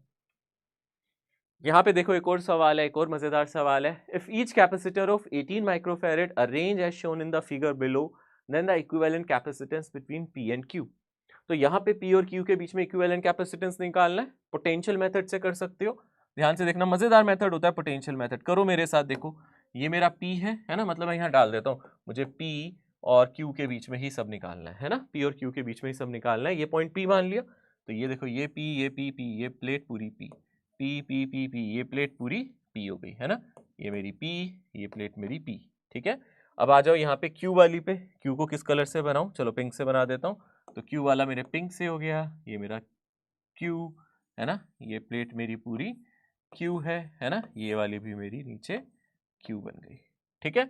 अब बात करते हैं, सर ये बीच वाली रह गई, इस पे तो कोई रंग है नहीं, तो इसको कुछ और नाम देना पड़ेगा, है ना, इसको हमें नाम देना पड़ेगा, मतलब बीच में एक पॉइंट डालना पड़ेगा, हमने R पॉइंट डाल दिया, तो ये मेरी R हो गई, है ना, इस पे नहीं मिल रहा तो इस पे हमने नाम डाल दिया, ये क्या हो गई मेरी R। तो अब आप ध्यान से देखो कैपेसिटर काउंट करने की कोशिश करो, इजी है। आप देख सकते हो P और R में एक है ना, यहाँ Q और R में एक, ये मेरा Q और R में दूसरा, और P और Q में एक। पहले ये वाला देख लेते हैं। पहले C1 देखो, C1 किसके बीच में, ये मेरा Q और R के बीच में।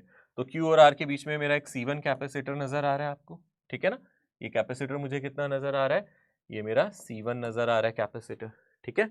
और उसके बाद ये वाला किस में नजर आ रहा है, ये भी Q और R के बीच में नजर आ रहा है।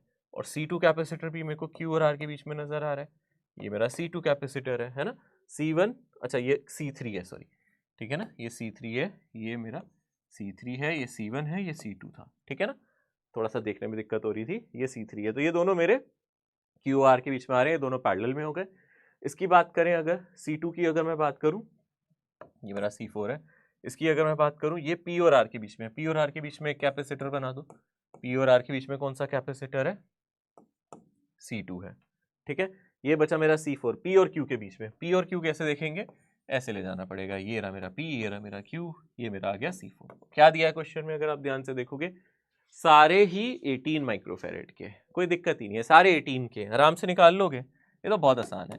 ये दोनों 18 के, चलो बोलो 18, 18 का हाफ कितना हो जाएगा, इन दोनों का रिजल्ट कितना आ जाएगा, इसका हाफ कितना हो जाएगा, C/2 है ना, यानी कि 18/2, यानी कि 9 आ गया, है ना। और वो इसके साथ कैसा होगा बोलो, ये रिजल्ट इसके साथ कैसा होगा बोलो, ये आपस में कैसे होंगे, सीरीज में होंगे। तो सीरीज में कितना आ जाएगा, जल्दी से देखो, 9 × 18 डिवाइडेड बाय 9 + 18 है ना, यानी कि 18 × 9 डिवाइडेड बाय 27, यानी कि ये कितना आ जाएगा, 6, कितना आ जाएगा, 6 माइक्रोफैरेड। तो यानी कि नीचे वाला P से Q के बीच में ये आ गया 6, और ऊपर ये कितना है मेरा, 18 माइक्रोफैरेड है। 18 और 6 का कैसा है, पैरेलल कॉम्बिनेशन, 24 हो जाएगा। देखो इन दोनों का पहले कितना आया, 9, 9 और 18 का कितना आया, ये 18 माइक्रोफैरेड था, 9 और 18 का कितना आया, 9 और 18 का आया हमारा 6। फिर इस 6 को इसके साथ क्या रखना है आपको, पैरेलल में रखना है। 6 और 18 पैरेलल में कितना देंगे, 24, कितना देंगे, अगर आप ध्यान से देखोगे, एक सेकेंड, कुछ मिस कर दिया गया, 6 और 18 24, सारे हमें 18 के दिए थे ना, ओके, दोबारा देख लेते हैं, कोई प्रॉब्लम नहीं है। 18, 18, oh sorry sorry sorry sorry, मैंने गलती कर दी, एक सेकेंड एक सेकेंड, यहाँ गलती क्या कर दी, ये दोनों पैरेलल में थे, सीरीज में नहीं थे, सॉरी, ये दोनों पैरेलल में थे, दोबारा से करना पड़ेगा, 1 second 1 second.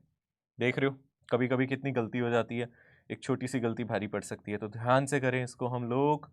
Let me just correct, क्या गलती की हमने, बता दिया था आपने, पता पकड़ लिया होगा आप लोगों ने, है ना भाई, मैं तो थोड़ा पास से देख रहा हूँ, नहीं कई बार समझ में आता है, ये सीरीज में नहीं है, ये पैरेलल में, गलती कर दी। पैरेलल में कितना आना चाहिए, अरे ये 18 और ये 18, गलत करा ना मैंने, देखा आपने, सर जी गलती कर दी, इंसान हो आप भी गलती कर सकते हो, कोई बात नहीं। 18 और 18 कितना आ जाएगा यहाँ से, 36, करिए तो मानना पड़ेगा जी, हाँ जी होगी गलती, 36 आ गया। और अब ये 18 है, अब चलो देखो 18 और 36 को आपस में कैसे लगाना है अब आपको, अब इनको पैरेलल में, अब इनको सीरीज में लगाना है, अब इनका सीरीज चाहिए, ठीक है ना। छोटी सी गलती भारी पड़ जाती है एग्जाम में, यहाँ तो हमें टाइम मिल गया करने का, बट एग्जाम में कोई फुल होना पड़ेगा भाई, ठीक है, तो ध्यान से करना भाई, गलती ना हो।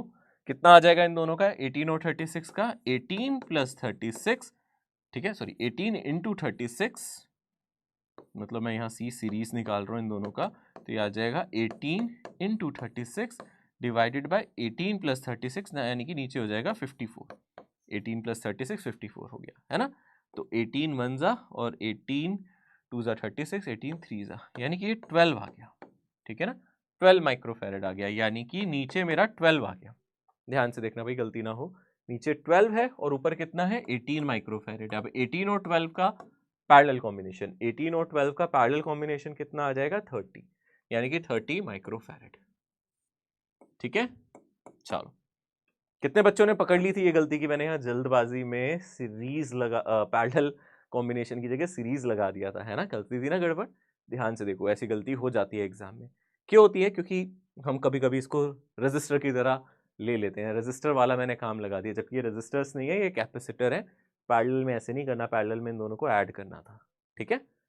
चेक कर लो, आंसर आ गया ये 30 माइक्रोफैरेड, ये मेरा करेक्ट आंसर है। आगे बढ़ते हैं, capacitance of a parallel plate capacitor with a dielectric slab. अब डाइलेक्ट्रिक का क्या मतलब है, अब कैपेसिटर के अंदर कुछ भर रहे हैं क्या, हाँ, कैपेसिटर के अंदर कोई मीडियम ले रहे हैं, हमने इलेक्ट्रिक फील्ड देखी थी, इलेक्ट्रिक फील्ड बदल जाती थी ना डाइलेक्ट्रिक डालने के बाद, तो यार कैपेसिटेंस भी बदल जाएगा डाइलेक्ट्रिक डालने के बाद। यानी कि अगर कोई पैरेलल प्लेट कैपेसिटर है हमारा, इस तरीके से कोई पैरेलल प्लेट कैपेसिटर है और इसके अंदर हम डाइलेक्ट्रिक को डाल रहे हैं, ठीक है ना, इसके अंदर कोई मीडियम को इंसर्ट कर रहे हैं, किसी तरीके के मीडियम को अंदर डाल दिया जाए इसके अंदर, है ना, यानी कि इसके बीच में कोई मीडियम, इस तरीके से आपने कोई मीडियम डाल दिया, पानी डाल दिया, कोई भी मीडियम इसके अंदर आपने ऐसे इंसर्ट कर दिया, है ना, इस तरीके से इसके अंदर कोई मीडियम डाल दिया, तो ये डाइलेक्ट्रिक कहलाएगा। अब ये मीडियम आने की वजह से इसका कैपेसिटेंस बदल जाएगा, इन प्लेट्स का कैपेसिटेंस अब क्या हो जाएगा, चेंज हो जाएगा। यानी कि जो मेरी पैरेलल प्लेट यहाँ पे नजर आ रही है उनका कैपेसिटेंस अब बदल जाएगा, क्योंकि यहाँ पे अब आपने कोई मीडियम इंसर्ट कर दिया, प्लेट्स के बीच का कैपेसिटेंस अब यहाँ पे चेंज होगा। कैसे चेंज होगा, क्योंकि इलेक्ट्रिक फील्ड चेंज हो रही है। बहुत आसान है, पहले कैपेसिटेंस क्या था, बिफोर मीडियम, है ना, बिफोर डाइलेक्ट्रिक, डाइलेक्ट्रिक डालने से पहले क्या था, अगर हम ध्यान से देखेंगे, डाइलेक्ट्रिक डालने से पहले हम क्लियरली कह सकते हैं जो इलेक्ट्रिक फील्ड थी, ठीक है ना, जो मेरी इलेक्ट्रिक फील्ड थी वो कितनी थी, अगर हम ध्यान से देखें बीच में इलेक्ट्रिक फील्ड कितनी थी मेरी, जो मेरी इलेक्ट्रिक फील्ड थी वो थी simply sigma divided by epsilon not, ठीक है ना। और अगर मैं कैपेसिटेंस की बात करूं तो मेरा कैपेसिटेंस था ए epsilon naught divided by D, capacitance क्या था मेरा, ए epsilon naught divided by D. आपको पता है ना, अगर हम यहाँ पे क्या करते हैं, कोई मीडियम डालते हैं तो हमें इलेक्ट्रिक फील्ड बदलनी पड़ती है, ठीक है ना। अभी चलो इलेक्ट्रिक फील्ड से कंफ्यूज नहीं करूंगा, इलेक्ट्रिक फील्ड वाला कॉन्सेप्ट बाद में बताऊंगा फ्रेश तरीके से, बस अभी आप इतना याद रखो, डाइलेक्ट्रिक डालने से पहले मेरा कैपेसिटेंस ये था, ये तो आपको याद है ना। आफ्टर याद रखो, चलो आफ्टर क्या होगा, इलेक्ट्रिक फील्ड का कॉन्सेप्ट मैं अलग से दिखाऊंगा, चलो इसमें नहीं कराऊंगा, अलग से बताऊंगा, विद बैटरी विदाउट बैटरी के साथ समझाऊंगा। बट अभी याद रखो, आफ्टर डाइलेक्ट्रिक डालने के बाद आपका कैपेसिटेंस बदल जाएगा। यहाँ पे एप्सिलॉन नॉट में एक डाइलेक्ट्रिक कांस्टेंट के और मल्टीप्लाई आपको करना पड़ेगा, यानी कि अब आपको यहाँ पे डाइलेक्ट्रिक कांस्टेंट चाहिए है। इसका रीजन यही क्योंकि इलेक्ट्रिक फील्ड बदल जाएगी, इसी वजह से यहाँ पे आ रहा है। बट आप याद रखना, कैपेसिटेंस हमेशा इंक्रीज करता है जब भी आप डाइलेक्ट्रिक डालते हो, क्योंकि डाइलेक्ट्रिक कांस्टेंट हमेशा 1 से बड़ा होगा, ठीक है ना। डाइलेक्ट्रिक कांस्टेंट को ही हम एप्सिलॉन आर बोलते थे, यही मेरा डाइलेक्ट्रिक कांस्टेंट है, इसी को रिलेटिव परमिटिविटी भी कहते हैं, रिलेटिव परमिटिविटी भी इसी को कहते हैं, याद रखना, याद है ना, डायमेंशनलेस क्वांटिटी होती थी ये, कोई यूनिट नहीं है, कोई डायमेंशन नहीं है, याद आ रहा है, ये डायमेंशनलेस क्वांटिटी होती थी, कोई यूनिट नहीं, कोई डायमेंशन नहीं, ये जस्ट मीडियम में और वैक्यूम में इलेक्ट्रिक फील्ड का जो रेशियो आता था, electric field in vacuum by electric field in medium, वही होता है ये, ठीक है ना। तो आप देख सकते हो डाइलेक्ट्रिक कांस्टेंट डालने से कैपेसिटेंस बढ़ गया, ठीक है ना। याद है ना, के की वैल्यू क्या होती है, 1 होती है वैक्यूम के लिए, किसी भी मीडियम में जाएंगे इसकी वैल्यू के always greater than 1 for other medium, her medium में इसकी वैल्यू 1 से बड़ी होगी, यानी कि डाइलेक्ट्रिक डालने से कैपेसिटेंस बढ़ता है, ठीक है ना। तो कैपेसिटेंस इंक्रीजेस, है ना, याद आ रही है, ये बात समझ में आ रही है अच्छे से, capacitance increases if dielectric is inserted, अगर हम डाइलेक्ट्रिक को इंसर्ट कर रहे हैं तो कैपेसिटेंस यहाँ पे आपको बढ़ता हुआ नजर आएगा। समझ में आ रहा है अच्छी तरीके से, ये इंपॉर्टेंट है, क्रूशियल है, ये बातें याद रखो। यहाँ पे जो डाइलेक्ट्रिक किया है वो कंप्लीटली इंसर्ट किया है, कंप्लीटली इंसर्टेड, अच्छे से अंदर की तरफ हमने इंसर्ट कर दिया, अच्छे से इसके अंदर डाल दिया, डाइलेक्ट्रिक डाल दिया है, ठीक है ना, अच्छे से इसके अंदर डाइलेक्ट्रिक को हमने यहाँ डाल दिया है। तो यहाँ पे आप देख सकते हो कितने टाइम्स बढ़ गया, आप देख सकते हो जो नया कैपेसिटेंस हो गया है, बेसिकली आप ये कह सकते हो जो नया कैपेसिटेंस है, न्यू कैपेसिटेंस, वो क्या हो गया, के टाइम्स ओल्ड कैपेसिटेंस, ठीक है ना, यानी कि हमारा के टाइम्स, के को मैं कैपिटल के से लिख रहा हूं यहाँ पे, के टाइम्स ओल्ड कैपेसिटेंस, पुराने वाले कैपेसिटेंस से के टाइम्स आपका कैपेसिटेंस बढ़ गया है, ठीक है ना। यहाँ पे एक सवाल है, देखो क्वेश्चन क्या कहता है, 2020 में आया है, the capacitance of a parallel plate capacitor with air as medium is 6 milli farad, यानी कि आपका कैपेसिटेंस जो था वो क्या था, 6 मिली फैरेड था विद एयर, है ना, विद नो डाइलेक्ट्रिक, है ना, ये विद नो डाइलेक्ट्रिक है, यहाँ पे कोई डाइलेक्ट्रिक नहीं डाला है, नो डाइलेक्ट्रिक, ठीक है ना, नो डाइलेक्ट्रिक, अभी इसमें कोई डाइलेक्ट्रिक नहीं डाला है, एयर है, वैक्यूम है, एयर को वैक्यूम की तरह ही हम कंसीडर करके चल रहे हैं, ठीक है। अब उसने बोला with the introduction of a dielectric medium the capacitance becomes 30, यानी कि विद, अगर हम ध्यान से देखेंगे ये हो गया 30 मिली फैरेड। ये किसके साथ है बोलो, विद डाइलेक्ट्रिक, ठीक है ना। देखा जाए ये विद डाइलेक्ट्रिक, आप जानते हो इसको मैं क्या लिख सकता हूँ, K टाइम्स C कह सकता हूँ, यानी कि मैं यहां से K निकाल सकता हूँ, वो हो जाएगा 30 डिवाइडेड बाई 6 यानी कि 5। जो K की वैल्यू आ रही है वो बेसिकली कितनी आ रही है, यहां से 5 आ रही है, नजर आ रहा है, ठीक है ना, क्लियर है ना।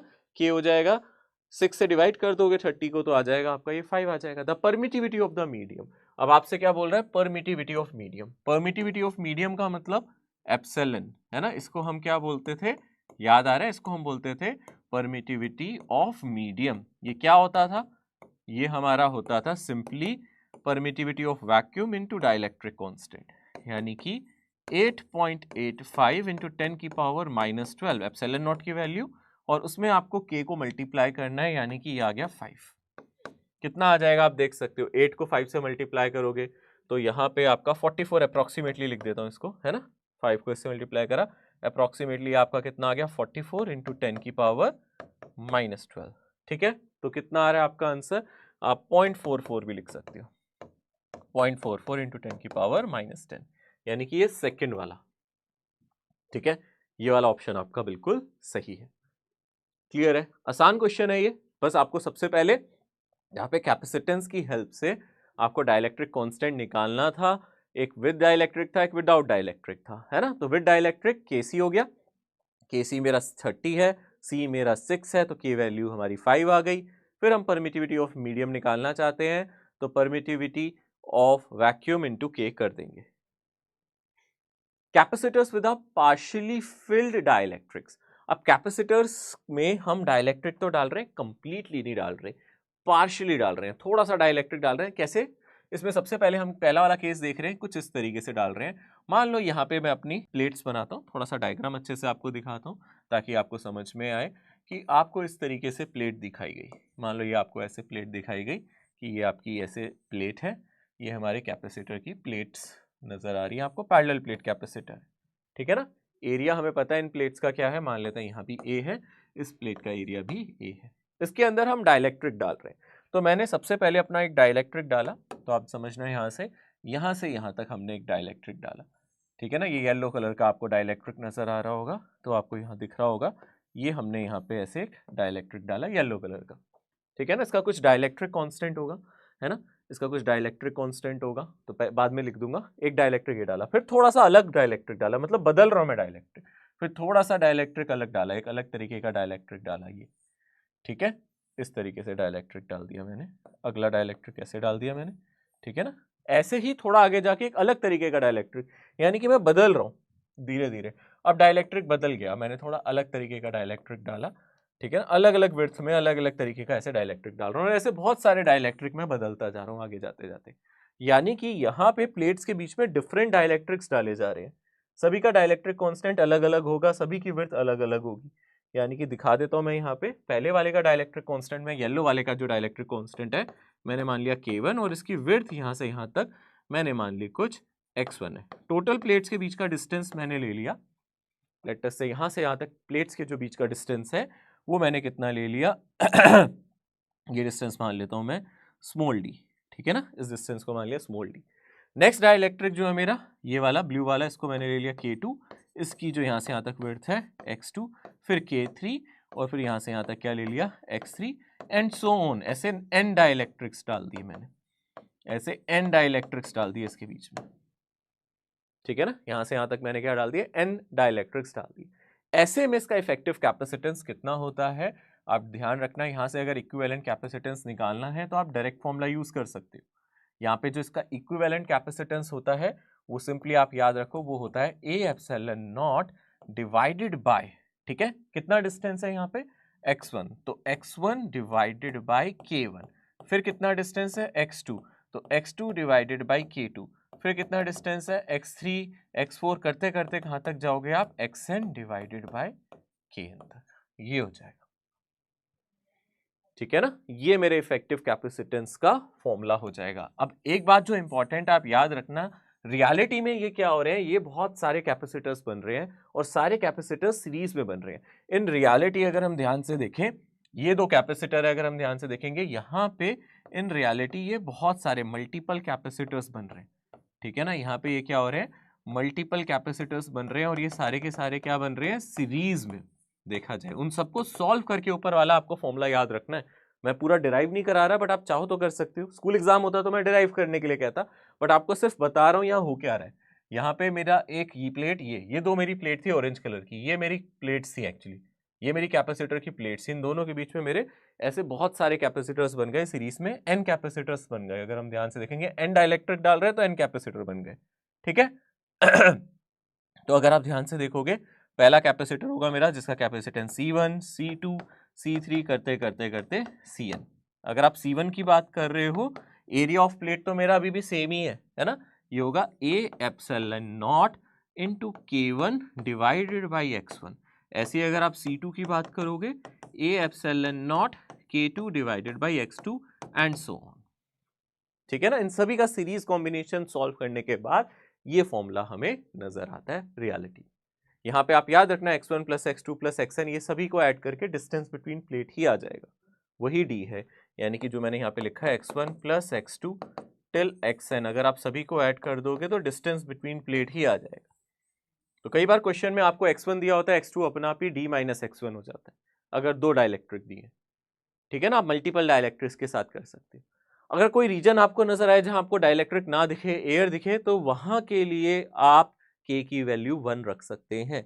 जहां पे आपको एयर नजर आएगी वहां पे आप k की वैल्यू क्या रख सकते हैं, एयर या वैक्यूम में आप k की वैल्यू 1 रख सकते हैं। मतलब आपको ऐसा लगे कि सर बीच में एयर है नहीं, तो आप उसकी वैल्यू 1 रख सकते हैं, ठीक है। और एक चीज याद रखना, मैं ग्रीन वाले को लेफ्ट साइड, ब्लू वाले को राइट साइड, ग्रीन वाले को येलो की तरफ, येलो वाले को ग्रीन की तरफ शफल कर दूं अगर मैं, इनको कोई फर्क नहीं पड़ता, क्योंकि है तो ये सारे सीरीज में।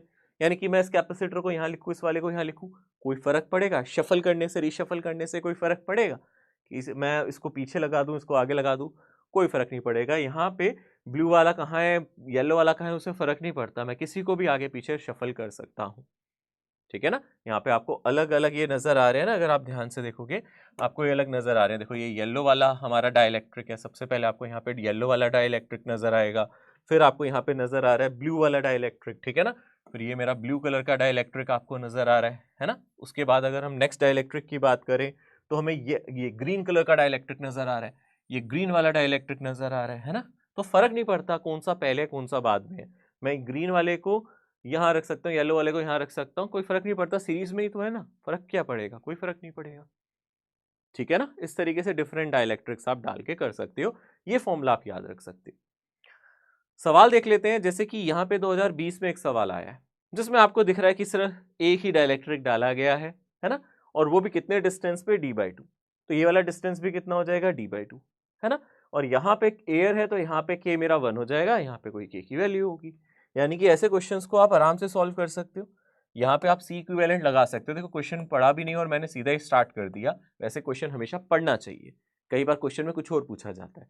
यहाँ क्वेश्चन एक बार पढ़ लेते हैं। यहाँ parallel plate capacitor having cross section area A, good, separation between the plates D, ठीक है।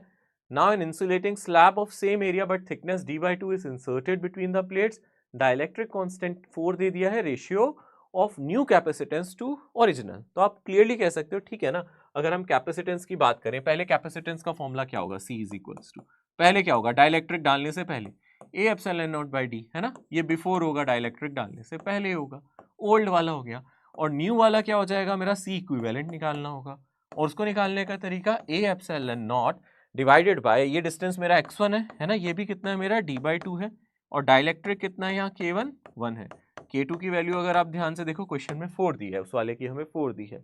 यानी कि सिंपल है, ये कितना हो जाएगा d/2, ये x हो गया, डिवाइडेड बाय 1 प्लस यहाँ से कितना हो जाएगा, सॉरी x/d1 उल्टा लिख दिया, सॉरी। फॉर्मूला क्या था, x1/k1, पहले मैं फॉर्मूला लिख देता हूँ नहीं तो कहीं कुछ गलत ना कर दे, x2/a। तो आप देख सकते हो यहाँ से आ जाएगा A एप्सिलॉन नॉट, और x1 की जगह मैं क्या डाल रहा हूँ यहाँ पे, d/2, अब सही है 1, ठीक है ना। पहले भी यही लिखा था वैसे मैंने। फिर क्या आ गया मेरा d/2, और कितना आ गया यहाँ पे 4, ये आ गया, सिंपल है। अब आपको क्या मिला यहाँ से, A एप्सिलॉन नॉट, और d/2 तो आप यहाँ से कॉमन भी ले सकते थे नीचे से, है ना। एलसीएम किसका आ जाएगा 1 + 1/4 यानी कि a epsilon naught divided by d/2। LCM आ गया यहाँ पे 4, यहाँ से आ गया 4 + 1। ठीक है ना, यही आ रहा है अच्छी तरीके से, देखो ध्यान से।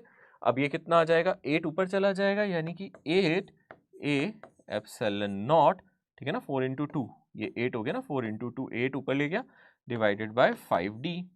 ठीक है ना, यानी कि देखा जाए ये आ गया है 8/5 टाइम्स ओल्ड कैपेसिटेंस।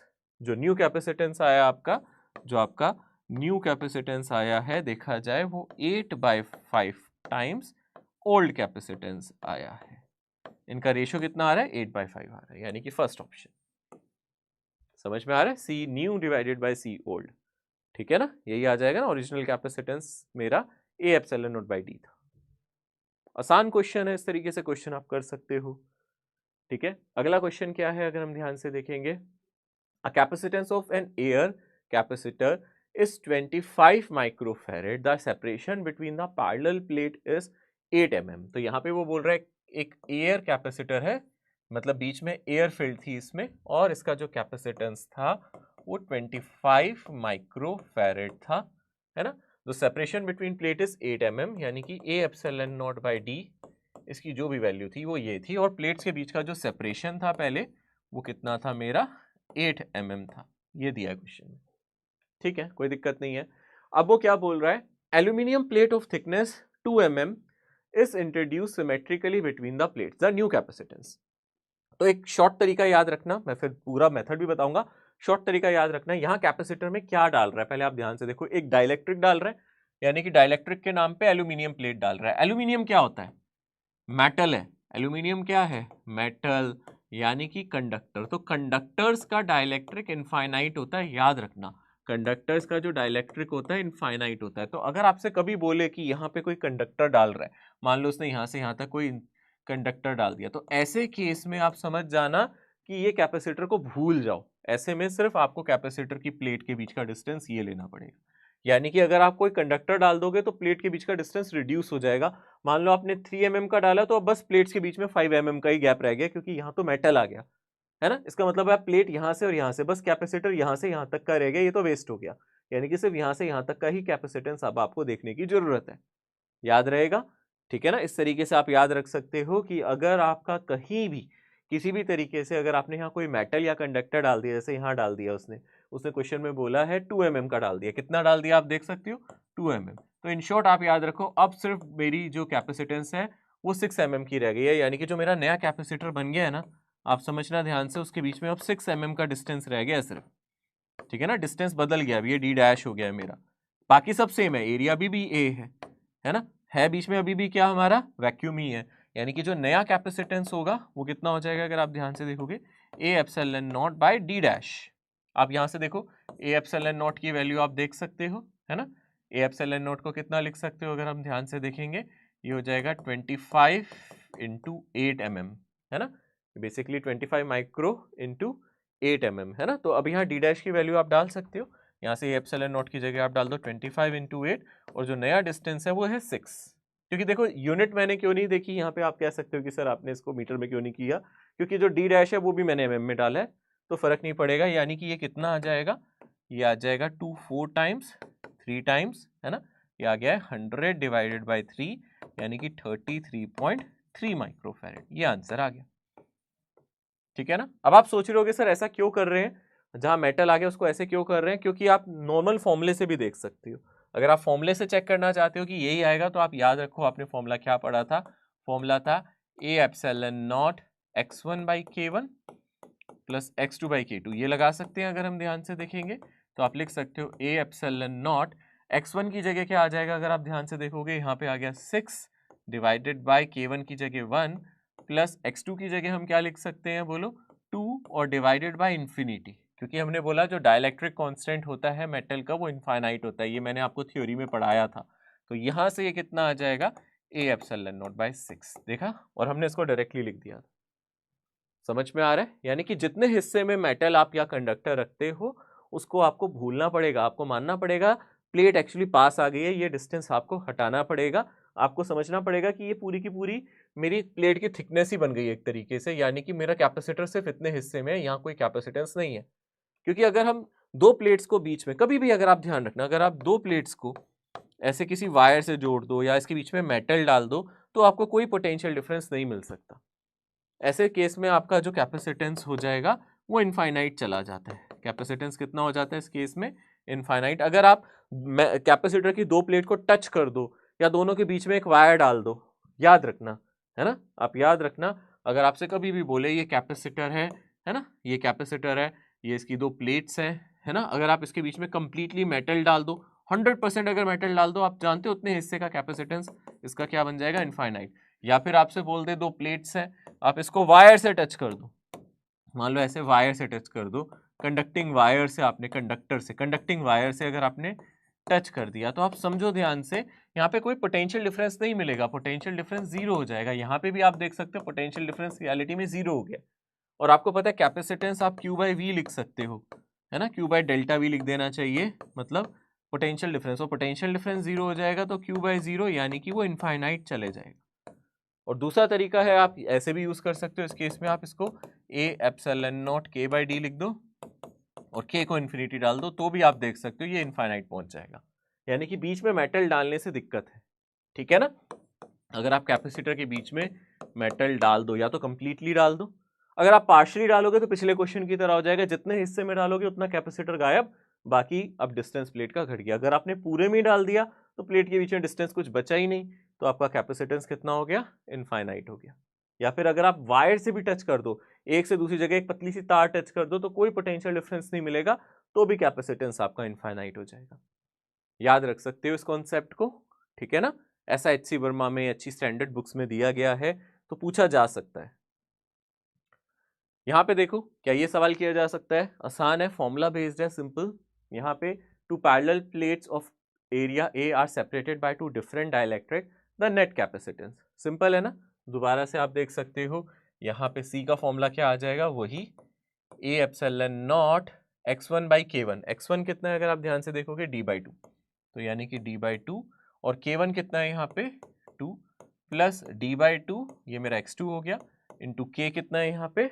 5, यानी कि यहाँ से मेरा फॉर्मूला आ जाएगा A एप्सिलॉन नॉट, और यहाँ से मेरा जो एलसीएम आएगा ये कितना है आप देख सकते हो, पहले मैं यहाँ पे लिख देता हूँ, D by 4 plus D by 10, LCM कितना आ सकता है यहाँ से? 4 और 10 का कितना? 20 आ जाएगा एलसीएम, है ना। तो यहाँ से इसका एलसीएम कितना आ जाएगा? 20, है ना। और आप देख सकते हो, मैं डी को यहाँ पे चाहो तो आप कॉमन भी ले सकते हो, ऐसे भी रहने दो, तो यहाँ से 4 5 20 होता है, तो नीचे आएगा 5d प्लस 2d, ठीक है, और ये 20 ऊपर ले जाओ तो ये आ जाएगा 20 A epsilon naught divided by, नीचे आ जाएगा आपके पास 70, 20 A epsilon naught divided by 70, ये वाला मेरा आंसर आ जाएगा, ये वाला ऑप्शन सही है, ठीक है। इस तरीके से कर सकते हैं। ओके, अगला क्वेश्चन, ये देखने में वैसा लग रहा है पर ये क्वेश्चन वैसा है नहीं। ध्यान से देखो, वायर कहाँ लगाई गई है, यानी कि आपको P और Q के बीच में इफेक्टिव कैपेसिटेंस पूछ रहा है। तो आप समझ सकते हो यहाँ दो प्लेट्स हैं, प्लेट्स समझना, प्लेट्स कौन सी हैं। तो अगर आप यहाँ प्लेट्स की बात कर रहे हो तो यहाँ पे दो प्लेट्स हैं, एक ये वाली प्लेट है, एक ये वाली प्लेट है, इनके बीच में डाइलेक्ट्रिक है। अब आपने डाइलेक्ट्रिक ऐसे ऐसे ऐसे नहीं डाला, अब आपने डाइलेक्ट्रिक ऐसे डाला, ये प्लेट कैसी है आपकी देख रहे हो, ऐसे पड़ी है, और डाइलेक्ट्रिक ऐसे है, यानी कि अब पहले इसको सीधा करके बनाओ तो आपको समझ में आएगा आपकी क्वेश्चन है क्या। आप समझ सकते हो, ये है हमारा कैपेसिटर, और यहाँ पे जो पॉइंट दिया गया था वो ये पॉइंट था P और ये पॉइंट था Q। देखो, इसको थोड़ा सा आप सीधा करोगे तब समझ में आएगा। और यहाँ पे जो डाइलेक्ट्रिक डाला गया है वो ऐसे डाला गया है, ऊपर वाले हिस्से में यहाँ पे डाइलेक्ट्रिक डाला गया, ठीक है ना। यानी कि अच्छा, ये तो ऐसे नहीं है, यानी कि ये अब वो सीरीज कनेक्शन नहीं है, यहाँ पे वाला फॉर्मूला मत लगा देना जो लगा रहे थे, यहाँ पे ऊपर और नीचे पैरेलल कनेक्शन होगा, यानी कि इक्विवेलेंटली आप देख सकते हो यहाँ दो कैपेसिटर बनेंगे, इससे ऊपर वाला अलग कैपेसिटर, इसके नीचे वाला अलग, यानी कि इन रियलिटी यहाँ पे मेरे दो कैपेसिटर बनेंगे, एक ऊपर कैपेसिटर और एक नीचे कैपेसिटर। इस तरीके से दो कैपेसिटर बनेंगे, ऊपर वाला C1 ले लेता हूँ, नीचे वाला C2 ले लेता हूँ, ये ले लेता हूँ मैं P और इसको कंसीडर कर लेता हूँ अपना Q। इस तरीके से यहाँ पे लेना पड़ेगा, आ रहा है समझ में, ठीक है ना। अब इंपॉर्टेंट बात क्या है, उसने क्वेश्चन में क्या बोला है, ऊपर वाला डाइलेक्ट्रिक कांस्टेंट इसका K है, और क्या बोला है उसने, it has to fill 1/3 of the capacitor, यानी कि ये 1/3 पार्ट को फिल कर रहा है। तो आप देख सकते हो इसका टोटल एरिया अगर A था तो ऊपर से 1/3 पार्ट है, तो यानी कि यहां से यहां तक ऊपर वाली प्लेट का जो एरिया होगा, जो ऊपर कैपेसिटर बन रहा है, उसका एरिया A/3 होगा। डिस्टेंस बिटवीन प्लेट तो D है, और नीचे अगर आप ध्यान से देखोगे जो नीचे कैपेसिटर बन रहा है उसका एरिया कितना होगा, आप समझ रहे हो? इसका एरिया कितना होगा, यहाँ से पूरे कैपेसिटर से 1/3 यहाँ गया, तो नीचे वाला एरिया 2a/3 होगा। ऊपर वाला एरिया अगर a/3 है तो नीचे वाला एरिया कितना होगा, 2a/3। ऊपर k है, यहाँ पे हमारी k की वैल्यू, नीचे वाले k की वैल्यू क्या है, 1। ऊपर k2 ले लो, उसकी वैल्यू k1 की वैल्यू हमारी 1 है। समझ में आ रहा है? अब आप देख सकते हो ऊपर वाला कैपेसिटेंस क्या होगा, C1 की अगर मैं बात करूं वो कितना हो जाएगा, a, यानी कि एरिया a/3 है, एप्सिलॉन नॉट, के की जगह हमें क्या डालना है, हमें के की वैल्यू के ही रहने देते हैं, ठीक है ना, divided by D. Distance between plate नहीं चेंज हुआ, जितना इन प्लेट्स के बीच में डिस्टेंस था उतना इन प्लेट्स के बीच में डिस्टेंस है, जो कैपेसिटर्स के बीच में डिस्टेंस है। ऐसे ही अगर आप C2 निकालना चाहते हैं तो एरिया है 2a/3, है ना, इनटू एप्सिलॉन नॉट, और डाइलेक्ट्रिक तो यहाँ है नहीं, डाइलेक्ट्रिक तो है ही नहीं, तो 1 है ऊपर, और divided by distance between plate D. अब आपको पता है यहाँ से C इक्विवेलेंट इन दोनों का पैरेलल कनेक्शन है, तो यहाँ से C1 प्लस C2 आ जाएगा, यानी कि यहाँ से कितना आ जाएगा, a epsilon naught by 3d को आप कॉमन ले लो, a epsilon naught by 3d को अगर आप यहाँ से कॉमन ले लोगे, a epsilon naught by 3d, तो यहाँ से बचेगा k, यहाँ से क्या बचेगा, अगर आप ध्यान से देखोगे a epsilon naught by 3d तो कॉमन ले लिया था 2, तो a epsilon naught by 3d k plus 2। और आप देख सकते हो यहाँ पे c क्या है, c के टर्म्स में आंसर दिया है ना, c मेरा पहले होगा ओरिजिनल, है ना, original capacitance a epsilon naught by d होगा, इसको c कह रहा है, तो यहाँ पे डाल दो, ये आ जाएगा मेरा c/3 और k प्लस 2, ठीक है, c/3 k प्लस 2, ये वाला ऑप्शन सही है, ठीक है ना। आराम आराम से ध्यान से मैंने ये सारे सवाल किए, आपको टाइम दे रहा हूँ करने का, मैं ज़्यादा जल्दबाजी में नहीं करा रहा, मैं चाहता हूँ ये कंसेप्ट समझ में आए, इसमें गलती ना करें, तो पेशेंटली आराम आराम से आप इन क्वेश्चन को सॉल्व करते हो तो गड़बड़ नहीं होती है। क्लियरली आप देख सकते हो ऐसे सॉल्व किया जा सकता है, ठीक है। यहाँ पे एक क्वेश्चन दिया गया है और मैक्सिमम जनता इसको गलत करती है, क्योंकि एक बार नीट एग्जाम में आया था और इसके ऑप्शंस तक गलत थे, तो थोड़ा ध्यान से समझना यहाँ पे ये क्या है। मैं आपको थोड़ा डायग्राम कलरफुल बना के दिखाता हूँ, फिर समझना। पहली बात तो जब ये डायग्राम दिया जाए पहले आपको प्लेट्स ढूंढनी है। प्लेट ऐसे और ऐसे लगी है क्या? नहीं, प्लेट्स यहाँ और यहाँ लगी हुई है, ये प्लेट है मेरी। ध्यान से देखना, क्वेश्चन में क्लियर नहीं कर रहा, क्योंकि डिस्टेंस बिटवीन प्लेट डी दिया है, यानी कि एक प्लेट नीचे है और एक ऊपर है। पहले तो प्लेट ढूंढो, है ना, क्योंकि डिस्टेंस बिटवीन प्लेट ऐसे दिया है, यानी कि एक प्लेट नीचे होगी और एक प्लेट ऊपर होगी, ये ऐसे होगी।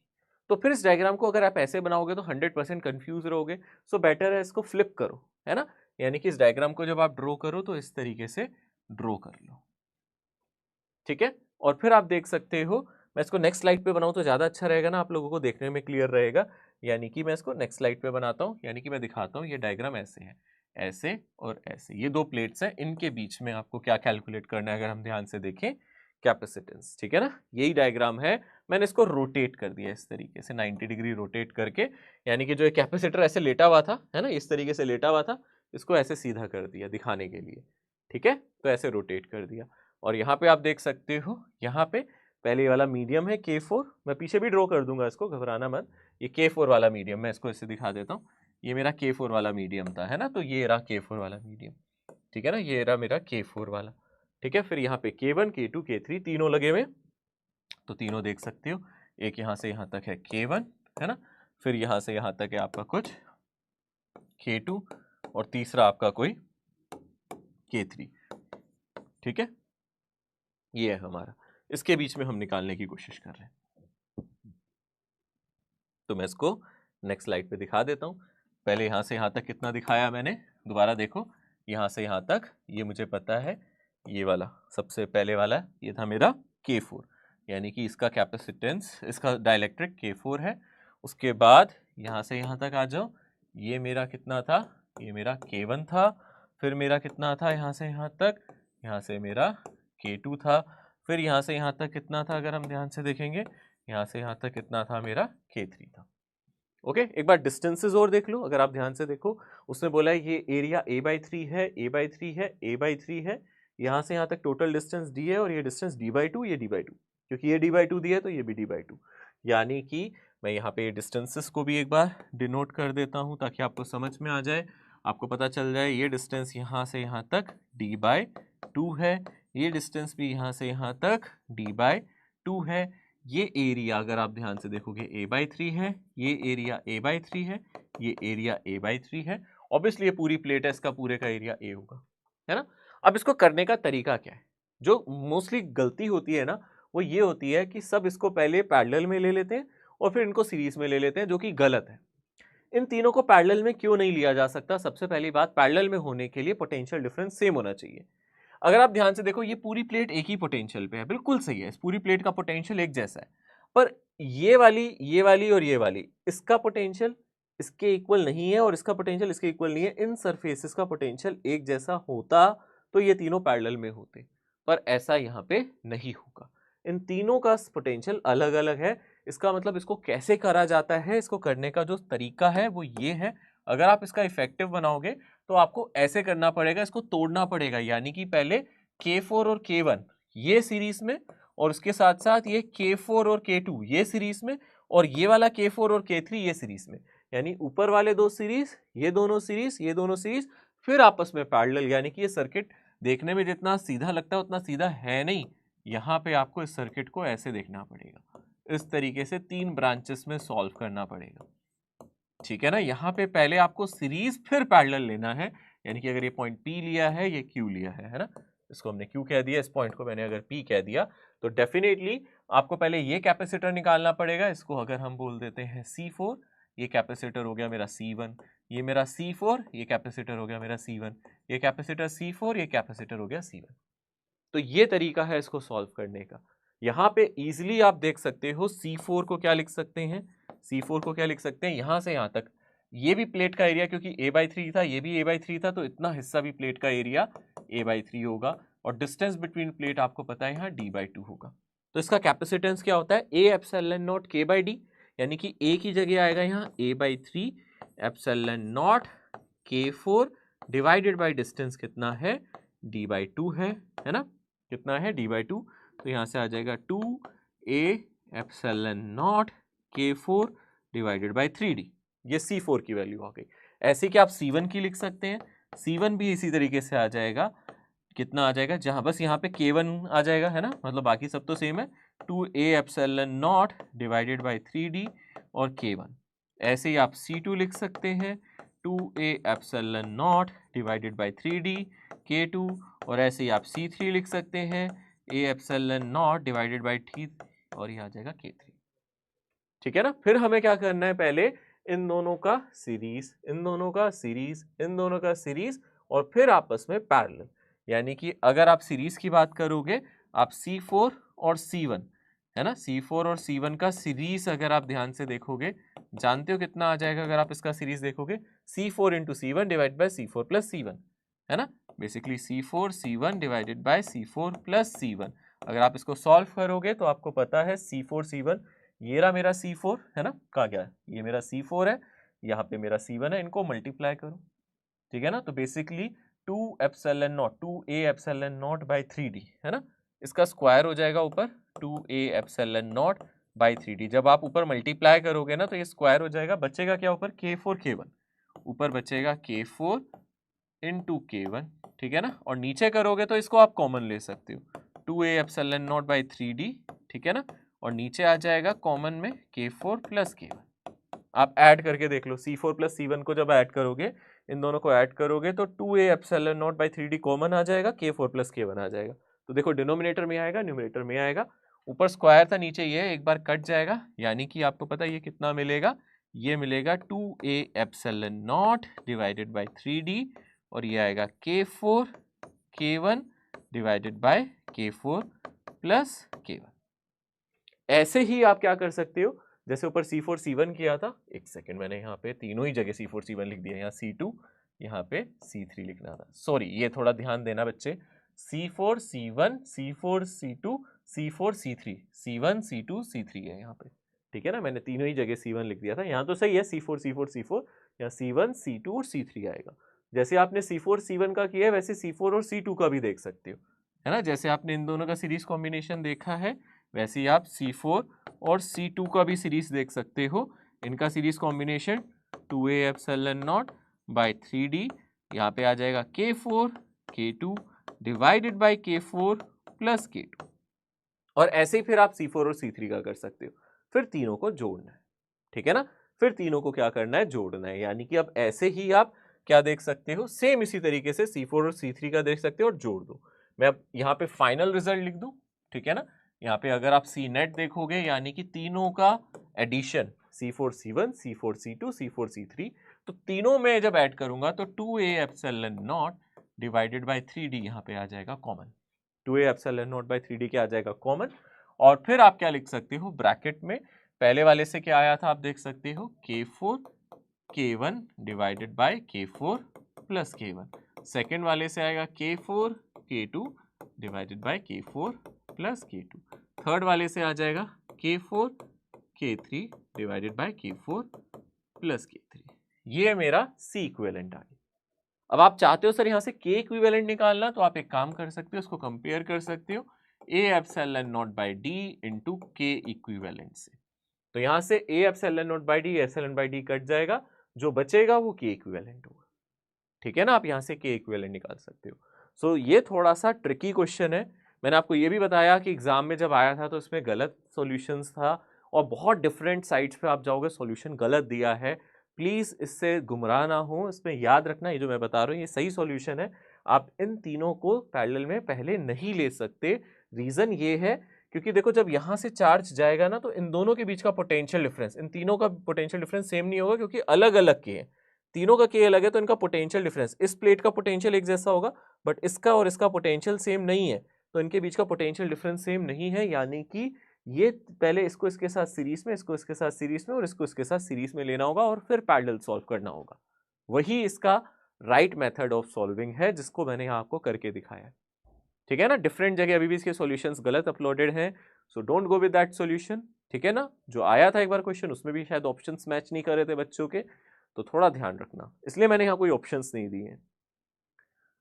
ओके, ये कॉन्सेप्ट इंपॉर्टेंट है, डाइलेक्ट्रिक वाला जो अभी तक मैंने पढ़ाया उसके बाद ये कॉन्सेप्ट बहुत इंपॉर्टेंट है कि अभी तक हम डाइलेक्ट्रिक डाल रहे हैं, डाइलेक्ट्रिक डालने से कैपेसिटेंस हमारा हमेशा बढ़ जाता है।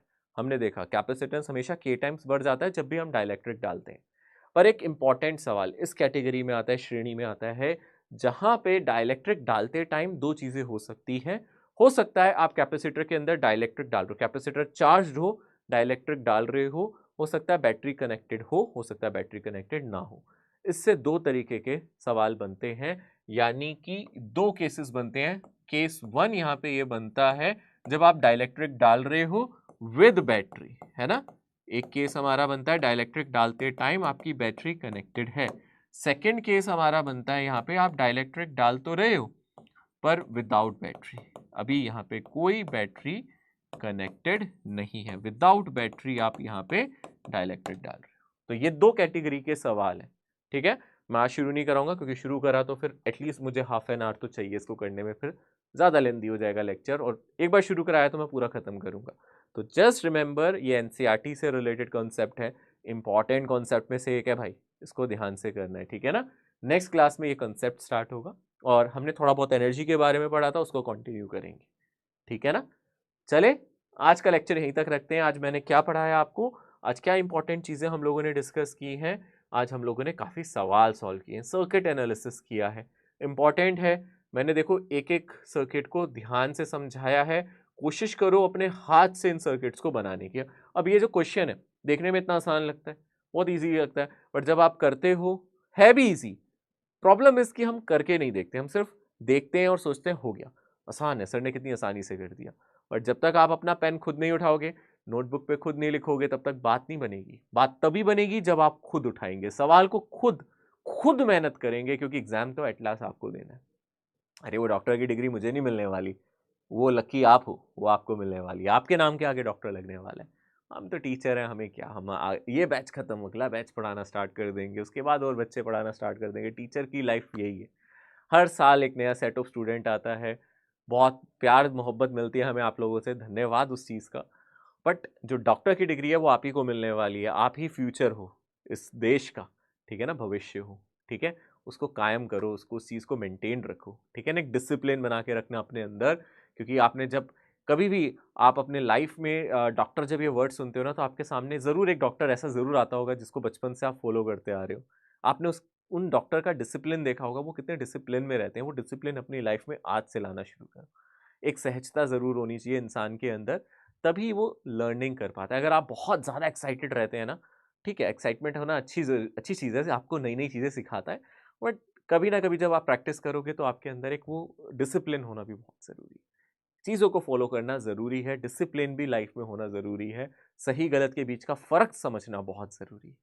और मैं जानता हूँ आप बखूबी समझते हो उस चीज़ को, तभी आप लोग रेगुलर लेक्चर्स देखते हो, मेरी बात को फॉलो भी करते हो। मैं प्यार से भी पढ़ाता हूँ, डाँटता भी हूँ, सब चीज़ें आप मानते हो, करते हो ना? तो यही आप लोगों को सक्सेस मिलेगी, कामयाबी मिलेगी अगर आप इसी डिसिप्लिन में बरकरार रहेंगे और ये सारे क्वेश्चंस जो मैंने कराए हैं, उम्मीद करता हूँ आप अच्छे से सॉल्व करेंगे। देखो मुझे तो बड़ा मज़ा आया आज का ये लेक्चर लेके, काफ़ी इंटरेस्टिंग चीज़ें हमने पढ़ाई, काफ़ी चीज़ें और थी मैं सोच रहा था पढ़ाऊँगा, बट ठीक है, आज के लिए इतना बहुत है, प्रैक्टिस करो ना पहले यहाँ तक, ठीक है? फिर हम आगे बढ़ेंगे। होमवर्क में मैं आप लोगों को कह देता हूँ, आप डीपीपी स्टार्ट कर दो, ठीक है ना, डीपीपी सॉल्व कर लेना, ठीक है। मोटिवेशनल स्टोरीज काफ़ी टाइम से मैंने स्किप कर दी, थोड़ी तबीयत खराब हो गई थी, इसलिए मैंने पहले सोचा सिलेबस पीछे ना रह जाए। आएंगी अभी धीरे धीरे आएंगी, दोबारा से सुनाऊंगा। हाँ, सीवी रमन जी के बारे में मैं डिस्कस करूंगा आने वाले लेक्चर्स में, उनके बारे में थोड़ा सा बात करेंगे, ठीक है। सो आप डीपीपी सॉल्व करो, है ना, और इसके साथ साथ आप लोग मॉड्यूल की एक्सरसाइज नंबर 1 भी कर सकते हैं, ठीक है। मॉड्यूल की एक्सरसाइज नंबर 1 भी कर सकते हैं। अगले लेक्चर में मिलेंगे। थोड़ा अपना ध्यान रखें भैया, मेरी तबीयत तो खराब हो गई थी, आप थोड़ा ध्यान रखें।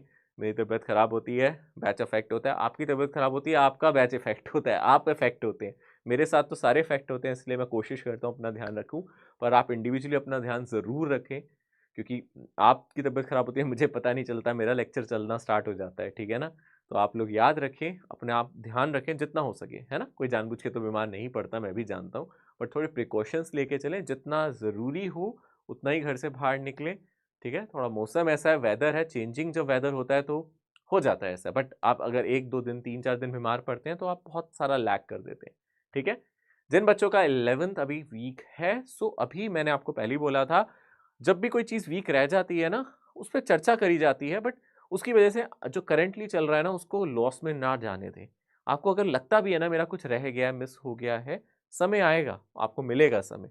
ये सिलेबस से पहले, मतलब एग्जाम से पहले ही हमारा सिलेबस कंप्लीट हो जाएगा, अराउंड 1 मंथ पहले ही हो जाएगा, तो आपके पास बहुत टाइम होगा कि आप दोबारा से वो चीज़ों को रिवाइज कर सकें। बट अगर आपने ये जो करेंटली चैप्टर चल रहा है इसको ध्यान से नहीं सुना और इसके चक्कर में पिछला पिछला पिछला पिछला सोचते रहे, तो गड़बड़ हो जाएगी भैया, गाड़ी निकल जाएगी आगे।